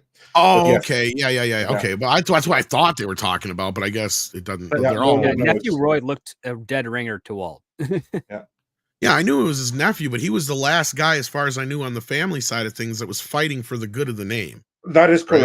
Right? He was the last who did that. Whereas all the other Disneys, especially Abigail Disney, is worse than useless. She hates her dad, but she sure don't hate the name or the money. That's for sure. No, that is correct. She and they were like trying to get ahead of like, oh, are people going to attack her for being like a trust fund kid? But she is of the very worst freaking kind. Yeah, I mean, well, that's a twofold situation, because clearly the people that ran Disney, if Ron and Walt themselves spent more time running the company and less time being better fathers to their kids to prevent them from turning into this, what they became. Well, with Abigail, it may just be that she lost her dad too soon. I don't know if she really got to know her dad. Because how old is she? Because she's not all 60? That. I was going to say, she's not all that old, and Disney's been dead for... He died in what, 69, 70? No. Yeah, she was born in 1960, so 9 years old. Well, it's Roy. She's Roy's kid. No, so not. Oh, she's Roy's kid? I thought she was Walt's kid. No, she's Roy's kid. Well, fuck her then. Who gives a shit what she thinks? So she's not even the daughter. Yeah, so, fuck her. Exactly. That's so like twice removed. Who gives a shit? Yes, exactly. And that's what I hope that people see, that, oh, so you got Abigail Disney on your side? I thought that was one of Disney's kids. That's when you need to be voting for the other side, because Abigail Disney is a commie. I thought it was Walt's kid. My bad. No. So did Walt have any kids, or are they all dead, or what? I don't know Walt all that well. That's why I could rely on you Disney freaks, not you specifically, but like Valiant and all those guys. Walt had two daughters. I don't know what they're doing. He has kids, but as far as I know, they are not activist kids. The only reason that you hear about Abigail is because she's a loudmouth and an activist and a commie. Whereas the other Disney kids are quiet, so you don't necessarily hear about them. They're like, oh, you got money for me? Well, happy then. So it's none of them are Christopher Tolkien. Let's put it that way. I miss when the kids actually used to give a shit about their parents' legacies. You know, they used to get shit once in a while for cashing in on their parents, but at least they gave a shit about their parents' legacies and their, forefathers' legacies in this case, I guess. Wouldn't be her parent, but I mean, although Roy did have stuff to do with the company, but still, she probably never spent one day in those offices. Don't know nothing about the company. Anyway. Yeah, Chris, I think Nelson Peltz is in a good place right now. I think that there's going to be some changes at Disney because I think people are sick and tired of losing money. Yes, Bob has a lot of people bamboozled, but I think the shareholders are getting sick of not getting any goddamn money. People who own stock in the company and stuff. Yeah. And their piddly dividends this year, I don't think are going to make up for it. Tennille sends in a $5 super chat and says, Dune's marketing department should have collaborated with Culture for Beachy Sandy merchandising. Missed opportunity. More's the pity. I know, right? Oh, the merchandising for Dune is kind of off. But I think they don't know how to merchandise this movie. So I think that's part of the problem. Nav Shergill sends in another Canadian 10 and says the Baron's genetics actually originate from the Finns off-world, hence why they're so white as well. The Sicarians, I said that right? Sicarians warriors originate from Viking genetics. I did not know that. I suppose that's in a lot more of the deep dive stuff. Eric Just sends in 50 Danish krona and says, do you think we will ever get God Emperor of Dune movie? Also, Leto 2 becomes even worse than his aunt, though he does what he does for a reason. Yeah, but still a kick-ass story because he comes like Superman. Yeah, Chato, but we didn't answer the question. Do you think it's going to happen? Oh, the script. Let's begin with you.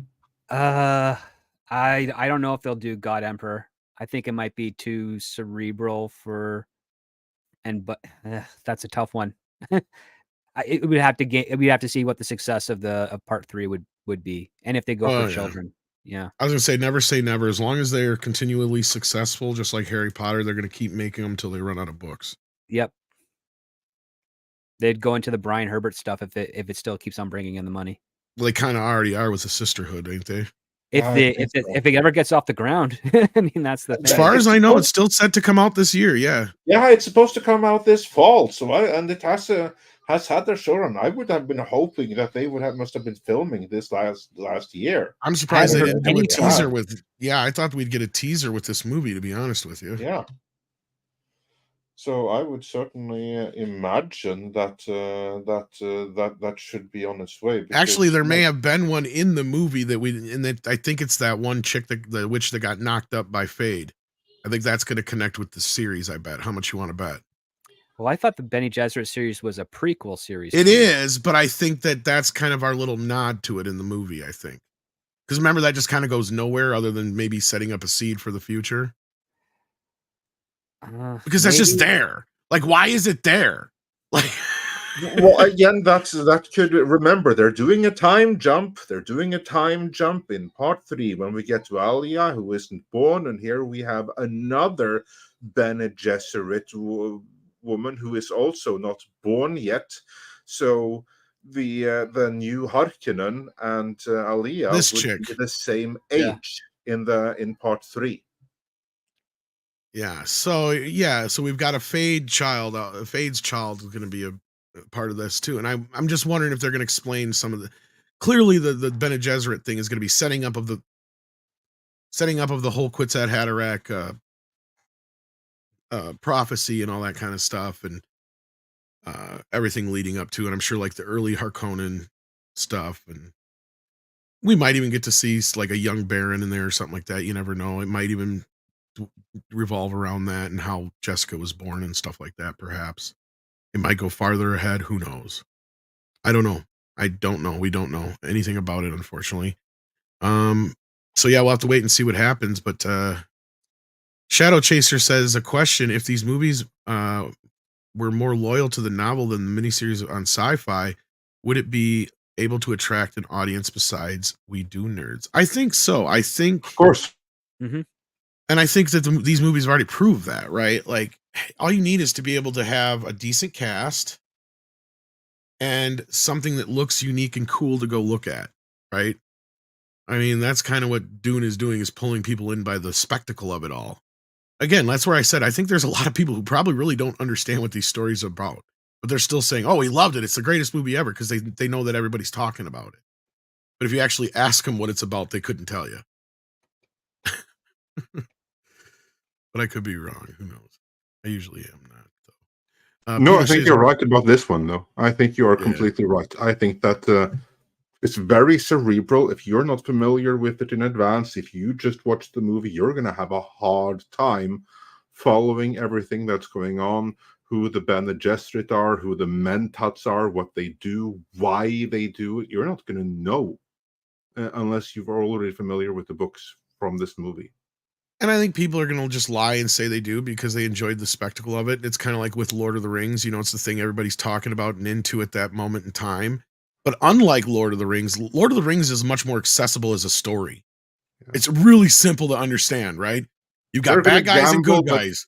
They're going to gamble that no one gives them a quiz when they come outside the cinema to expose them. Exactly.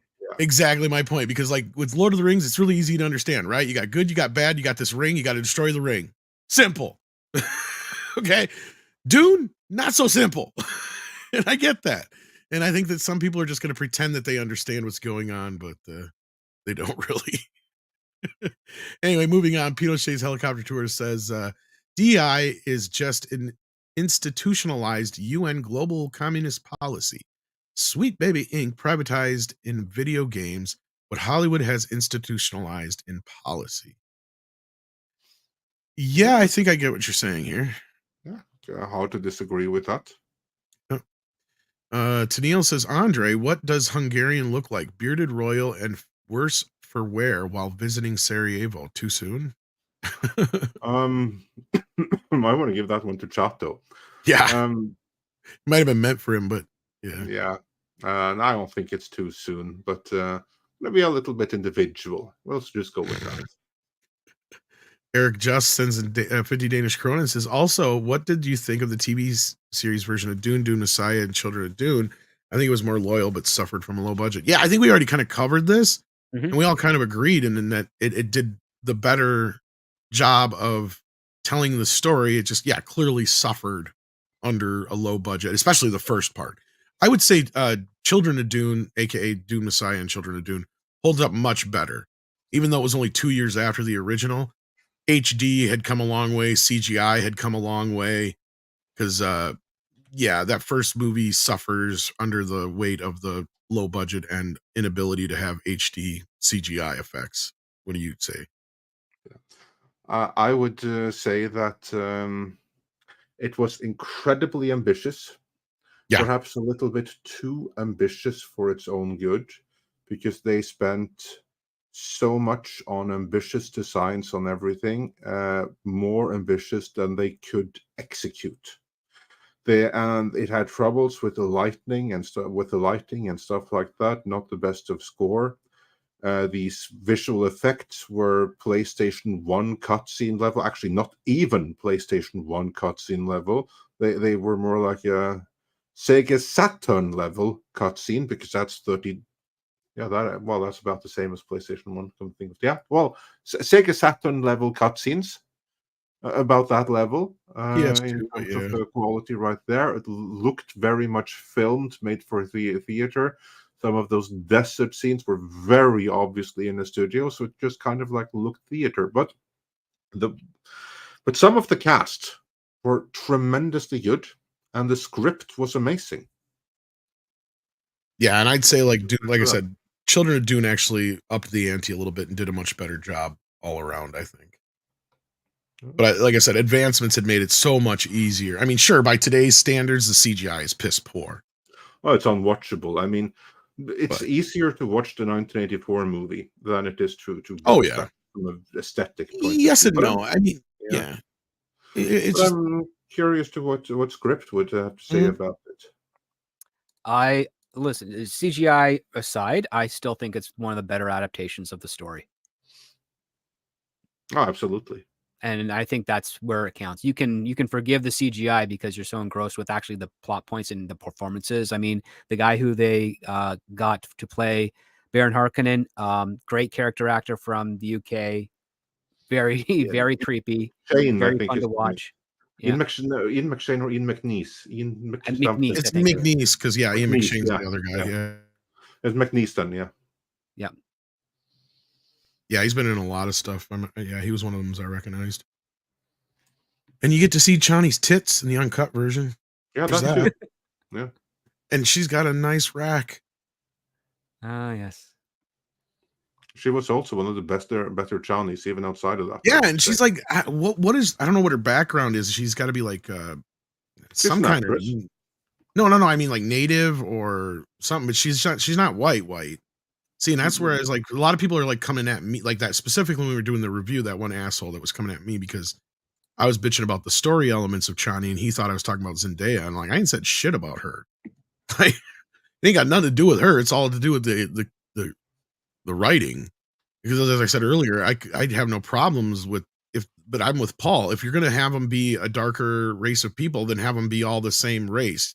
So it makes sense. Yeah, I don't recall the nationality of the actress, but in that she is part Czech, of the they're world, saying. So there we go. Okay. Yeah, exactly. And that part of the world in general, you're going to have a little bit of infusion for everywhere. It's going to be some Mongol going back. There's going to be some Jews. There's going to be some Gypsy. It's going to be a little bit of everything. Yeah, you can mix it up a little bit. When people from there do like one of those like test your genetic makeup and haplogroup and stuff like that, they get interesting results. Put it that way. I mean, yeah, you could have had a little differentiations between the different, like the North and the South and the East and the West. That's the only time I wouldn't have cared so much. But the way they presented it here was just too much of a hodgepodge, and I think Paul's right on that. Yeah, so that's just my opinion too on that. But yeah, moving on, we got the Raven and Writing Desk, who's been a member for 2 months. Thank you for that, Raven and Writing Desk. Chris K says, "Here's something for a midnight beer fund. Thank you for the $5." Says that if you need a palate cleanser, Space King is delightfully juvenile 16-minute parody of Warhammer. There you go. Well, thank you. You're a fan of Warhammer. Stone Gassman sent in $4.99. Says, loved watching Dune 2, but with all equal due respect to Lynch in the miniseries, my favorite version is still Jodorowsky's Dune 2013 documentary. Oh, that thing would have been insane had we got that movie. It would have. And very divisive. Yeah. And it makes me wonder how the history of Dune would have changed. Like, would Lynch have actually been able to make his Dune? Would he have gotten to this point where we got the Denny Dune? I remember where would Hollywood be? How would that have changed? That's what I mean. Like, I think it would have been such a big, huge impact one way or the other. It might honestly, have been Cleopatra. I think it's funny. I was just going to say, I think it would have been a glorious mess on the level of it cost so much money to make. It would have never made its money back, but it would have gained this cult following over the years. So it would be this like huge, but I don't think we ever would have got another Dune adaptation because I think it would have sullied the waters after that, I think. Mm-hmm. Or tainted the sand. I don't know. It'd be interesting to see. But yeah, check out that documentary if you haven't. It's a great watch. Gayeton J sends in 10 Canadian dollars. Says Anya Taylor-Joy is the only reason I'll see it. Well, you better see it. She's in it for like 6 seconds. They don't even have her doing like a voiceover when they're talking to her in the womb. Like, they could have done that at least. And at first I thought that's why they actually cast her in the movie. So I'm like, okay, they're going to have her do the voice of the young version. Wow. Nope. Anyway, Tennille says, oh, this was for Chris. Missed this one, but I don't know how I missed it. Maybe you sent it in just after right after you left. Yeah. I was going to say, because he says, Fury Road was better when it was called Roadrunner and only 5 minutes long. Oh, and I agree with you there. I'm sorry. Fury Road to me is kind of like proto-woke movie that a lot of people overlooked back in the day. That reminded me of how I felt like after watching Fury Road is how I felt walking out of that is how I felt after watching Dune and the Last Jedi after I walked out. Because everybody was like cheering and it was like, oh yeah, it was a visceral experience, but I But didn't it was like it. Something dumb. didn't set with me. Like something just wasn't right. They drove all that way just to turn back and drive back. That's such a dumb story. Well, and I figured out what it was eventually. It was, Mad Max literally getting backseated in his own movie. And like you said, the stupidity of the plot and it wanting to just be a Road Warrior ripoff. But all the fancy, cool shit that he was showing off makes no sense in the story. Like, if this story is so devoid of oil and certain products, why would you have engines that are blowing fucking fire flames out of them like that? You know how much gas that's using?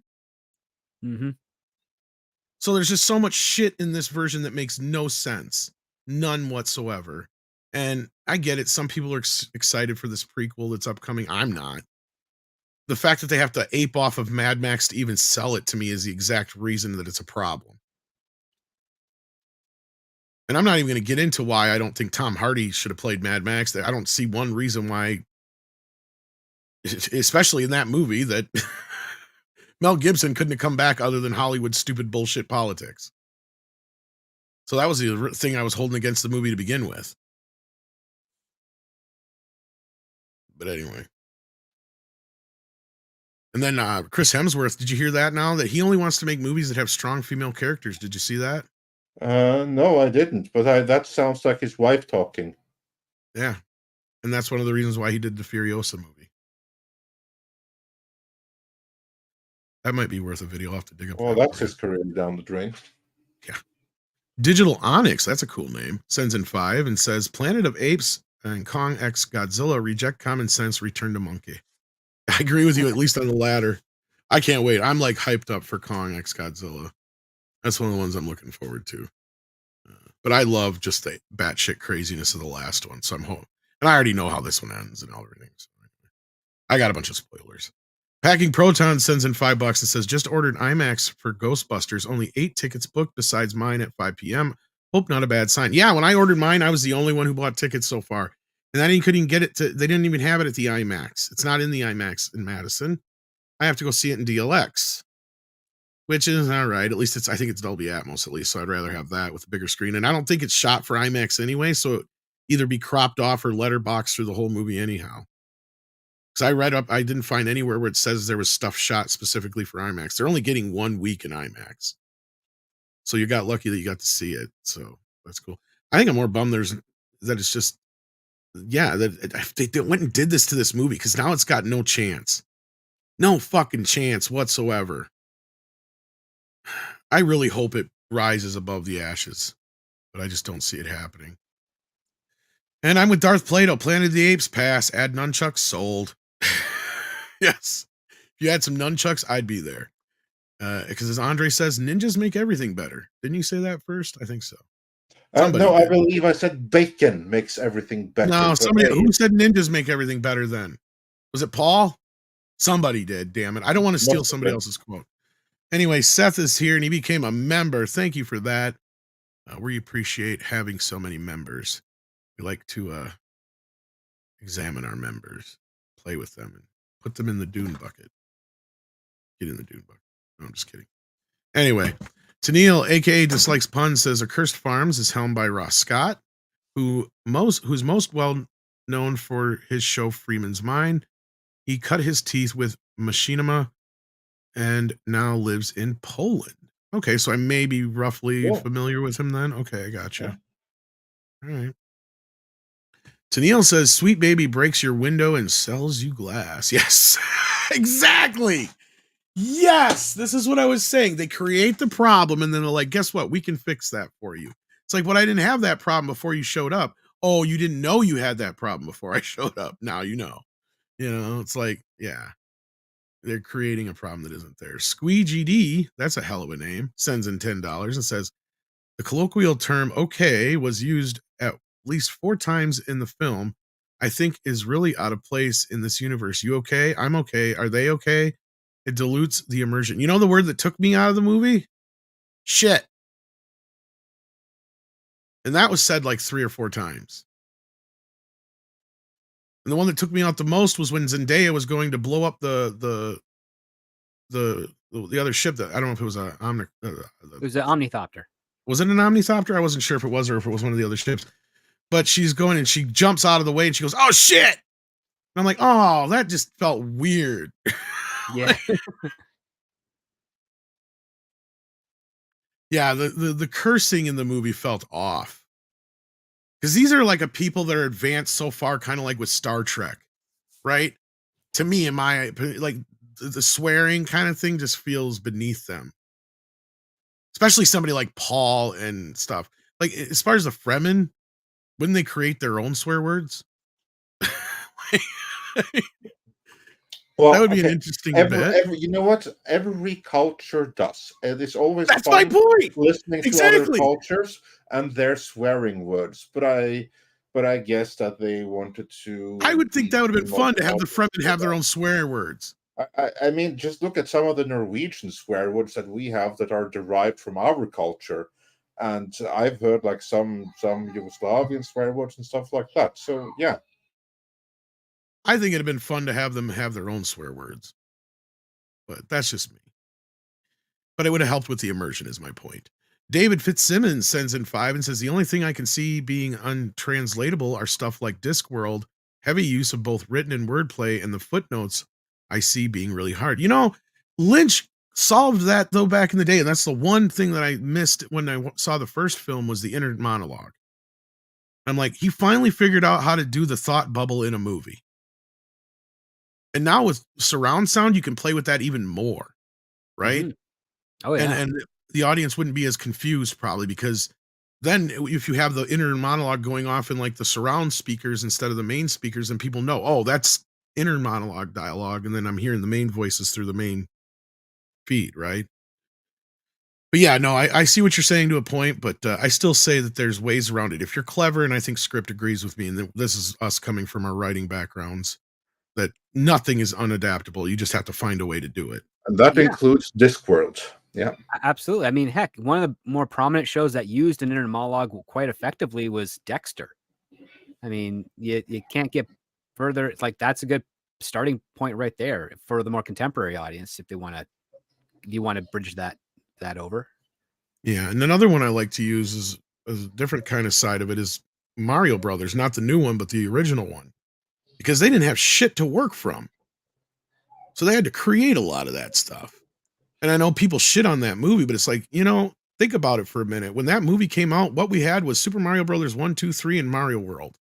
And there's not really much of a story to go on with that. You know what I mean? Like they didn't expand on a lot of that stuff until the cartoons and stuff came out. And then that's the version that Nintendo decided, okay, that's canon. Right. But when those guys made Super Mario Brothers, they're like, well, how do you make a movie about a guy who runs sideways and hits blocks and grows when he touches mushrooms? You know what I mean? Like it's really difficult to translate that into a story. So I give them all the props in the world for being able to be that inventive because I mean, people back then told them the same thing. It's a Nintendo game. It's untranslatable. How are you going to make a video game into a movie? Like to them, the closest you could do that was Tron. And that failed. So that's why Hollywood didn't want to touch video game movies with a 10-foot pole. But anyway, I don't know if Andre has anything to add to that because I know you're a Mario fan, but yeah. Yeah, no. People have to just understand that there are many ways that they could go about it, and they chose cyberpunk.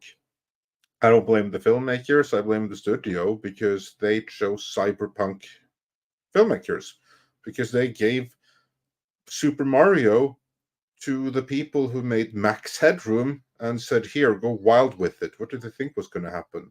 And I appreciate the results for what they are. So, yeah. Yeah, well, and that was the problem is you had 2 directors. Yeah.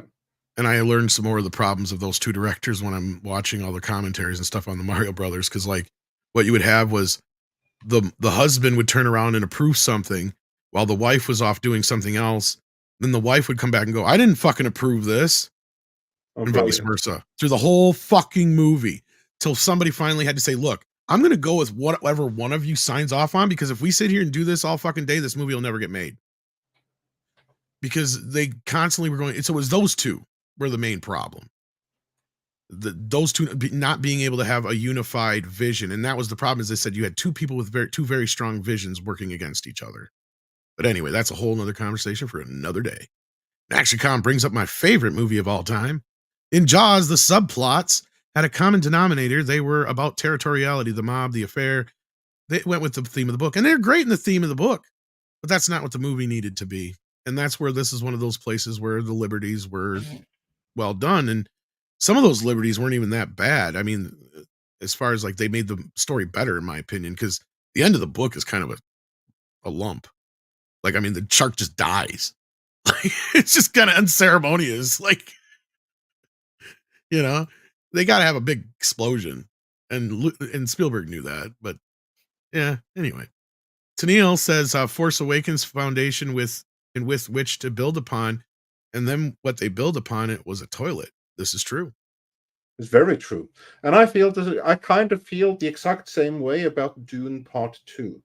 It is a foundation upon which to build upon. It has problems of its own, but how it's going to hold up ultimately depends on what it's going to set up, what comes next, what will Villeneuve do. That's what's going to decide how Dune Part 2 is going to be remembered.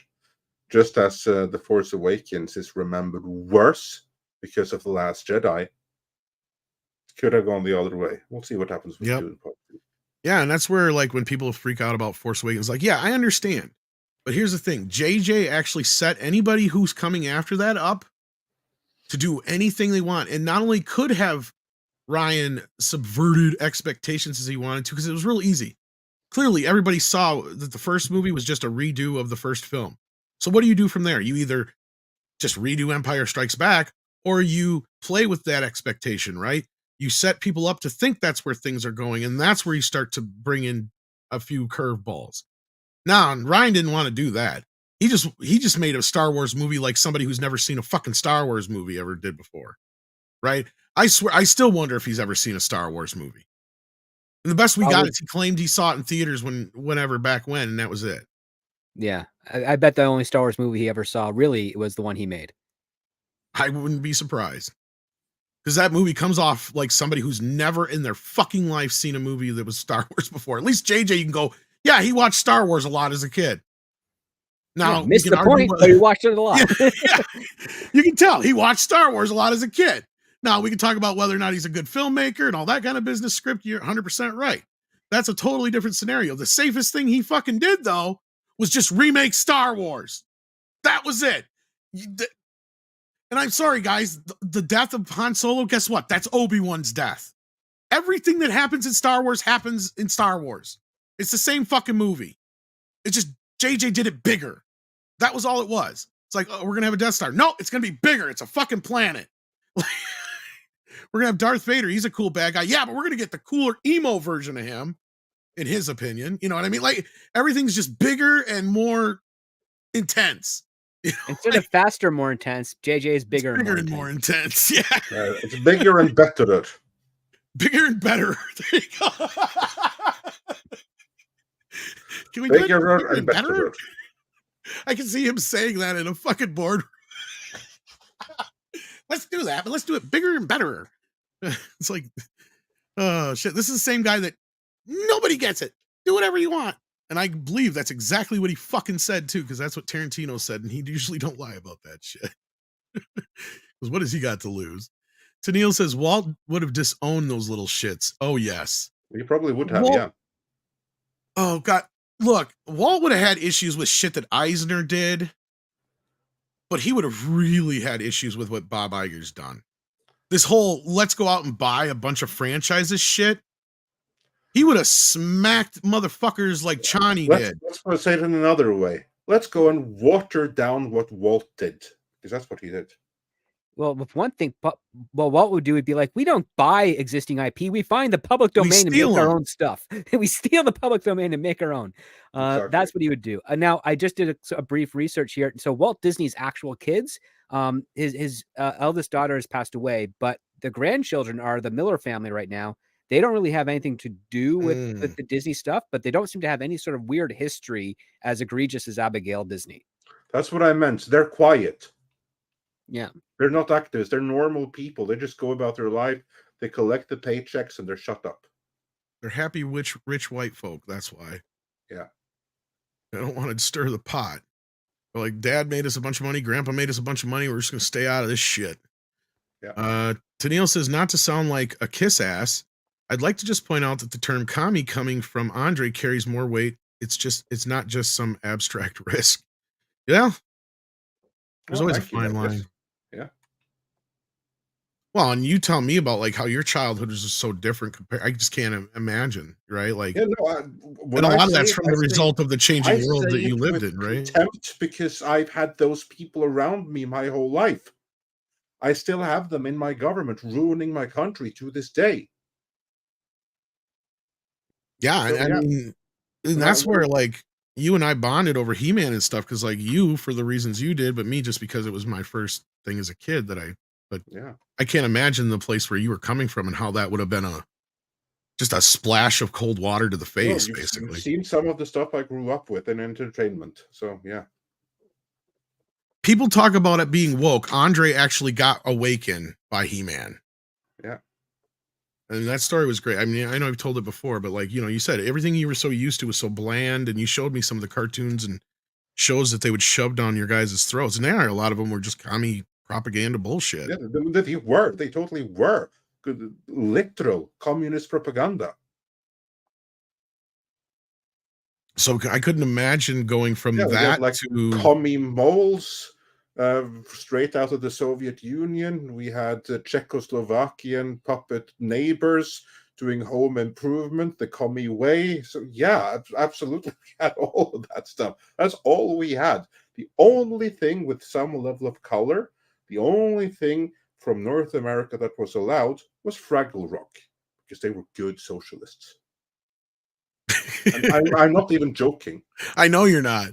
Mm-hmm. I know you're not. But like, even that had to be like, holy shit. Yeah, it was totally. And then we got Kareen with our last super chat of the day. Thank you so much. He says, agreed, Tom. You should have done Time Jump. Anya Taylor-Joy was wasted in this movie. Get a young actress child. Yeah. To me, Aaliyah is such a big part of the story. I'm afraid of what they're going to do with her, because she's ripe for them to, well, we can't make her the bad guy, even though she's a complicated villain, and she's not really a villain. It's not a villain role, but they'll see her as a villain, unfortunately. Well, they may rewrite her as they'll make her the hero. Yeah. And I mean, I didn't even realize until we pointed it out here, but obviously that's going to be the central conflict of the Dune Part 3. So I'm going to clip this because this is the prediction. It's going to be Aaliyah, who is not born at the time of the Part 2 ending, versus the new Harkonnen, also not born at the time of this movie. But those two women are going to be the same age, and the ideological conflict is going to be between them. Wait and see. Yeah, because the real struggle or the conflict of of Messiah is that Aaliyah is, and it leads into Children of Dune and all that stuff, is that she is now the leader. In Paul's absence, he just disappeared, and she's just trying to, which in her opinion and eyes, continue what her brother started and stand by his teachings and all that kind of stuff, to where he's the one who's actually in disguise speaking out against it all because he's seen what has happened now, and he knows and all that kind of stuff. But that's the kind of fucked up part, is so it's a dilemma for her, because she knows it's him, but she doesn't want to admit it's him, and it's all this other shit. It's like, it's a really interesting kind of dynamic in that story, and I don't see them playing that out that way. I think you're 100% right, Andre. They're going to create a brand new antagonist in Lady Ratha Fade Lady Fade Harkonnen. That's yeah. It's going to be some bad bitch that Aaliyah's got to kick her ass with Jedi powers. Something like that, probably, yeah. I guarantee you're right. And Paul is just going to be tossed to the side, and he's going to be killed, but he's going to be killed, and it's going to be righteously killed this time, instead of the other way around, Yeah. Anyway, check out Children of Dune.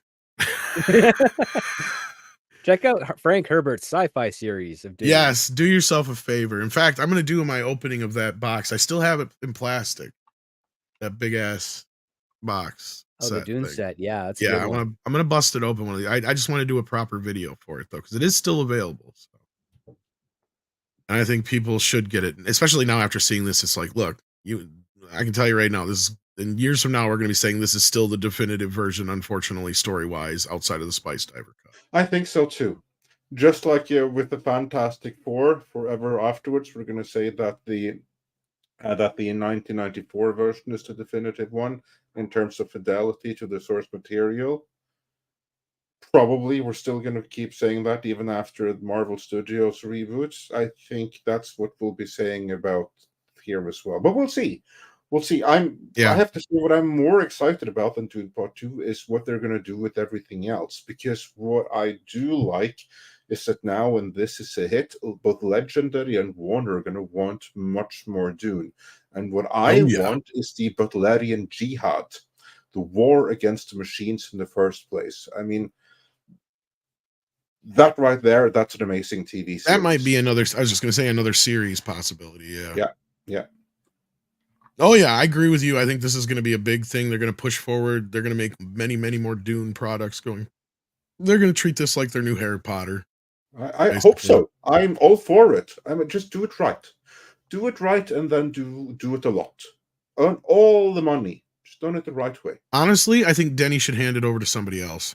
I think so too. He can now finish what he started and then don't fuck it up for them. Leave the door wide open for God Emperor and then hand it over to someone else. He will have done his Actually, I don't even want him to do his trilogy. I think it's probably better if he leaves right now, if we're completely honest. I mean, if you look back at people who have done trilogies, they tend to drop the ball in the third one. Sam Raimi's Spider-Man trilogy, the first two ones, fantastic. Third one, less we say about that, the better. Star Wars, Godfather, pretty much. Chris Nolan's Dark Knight trilogy, the first two, fantastic. Opinions divided on the third one. I personally hate it. That opinions are divided. Most people hate it anymore. Yeah, that's what I mean. I think everyone would be better off if Denis Villeneuve honestly let someone else handle part 3 now that he has set a template for parts 1 and part 2, rather than to go completely off the rails and ruin the franchise with part 3. I'd rather you get someone that respects the source material and get things a little bit more on track and open the door for God Emperor. That's what I would hope. And also the return of the villain from the Frank Herbert or the Brian Herbert Machine Crusade stories, because those are prequels and they kind of leave things for the future. And if they have any brains, then the people at Warner and Legendary would actually want to explore those stories. You might want to set that up. And that's a beautiful box that Tom has. Well, see, I don't, the popcorn bucket, you don't understand, D-Bud. This one has a Lego butthole. See? So I have options now. So, no, yeah, I want to do a proper unboxing of this because this is massive. It's heavy. There's so much in here. So yeah, no, I'm looking forward to unboxing this, but yeah, I think you're right, Andre. I do. But with that, I think we are caught up and we're done for today. So, Script, anything you want to plug? No, not really, other than Scripts on Saturdays, having fun with that show. People are liking it. It's cool. And yeah, check it out every Saturday. We just did one that's based off of a real CIA mission. Happened in the 60s, retrieving the K-129 sub. So it was a fun read. Go check it out. Awesome. So awesome. We got Toxic Femininity later on tonight. I know that for a fact. Other than that, you never know where I may pop up here or there, anywhere. But it's hard to say. But Andre, anything else? I know we got a video in the works. We got a video in the works. It will be dropped as soon as it's ready to be dropped. I do not know exactly right now when that is. So yeah, check back for Toxic Femininity later tonight. All right. So with that, take care of yourselves and each other, and it is time for some koalas in the rain. Koalas in the rain.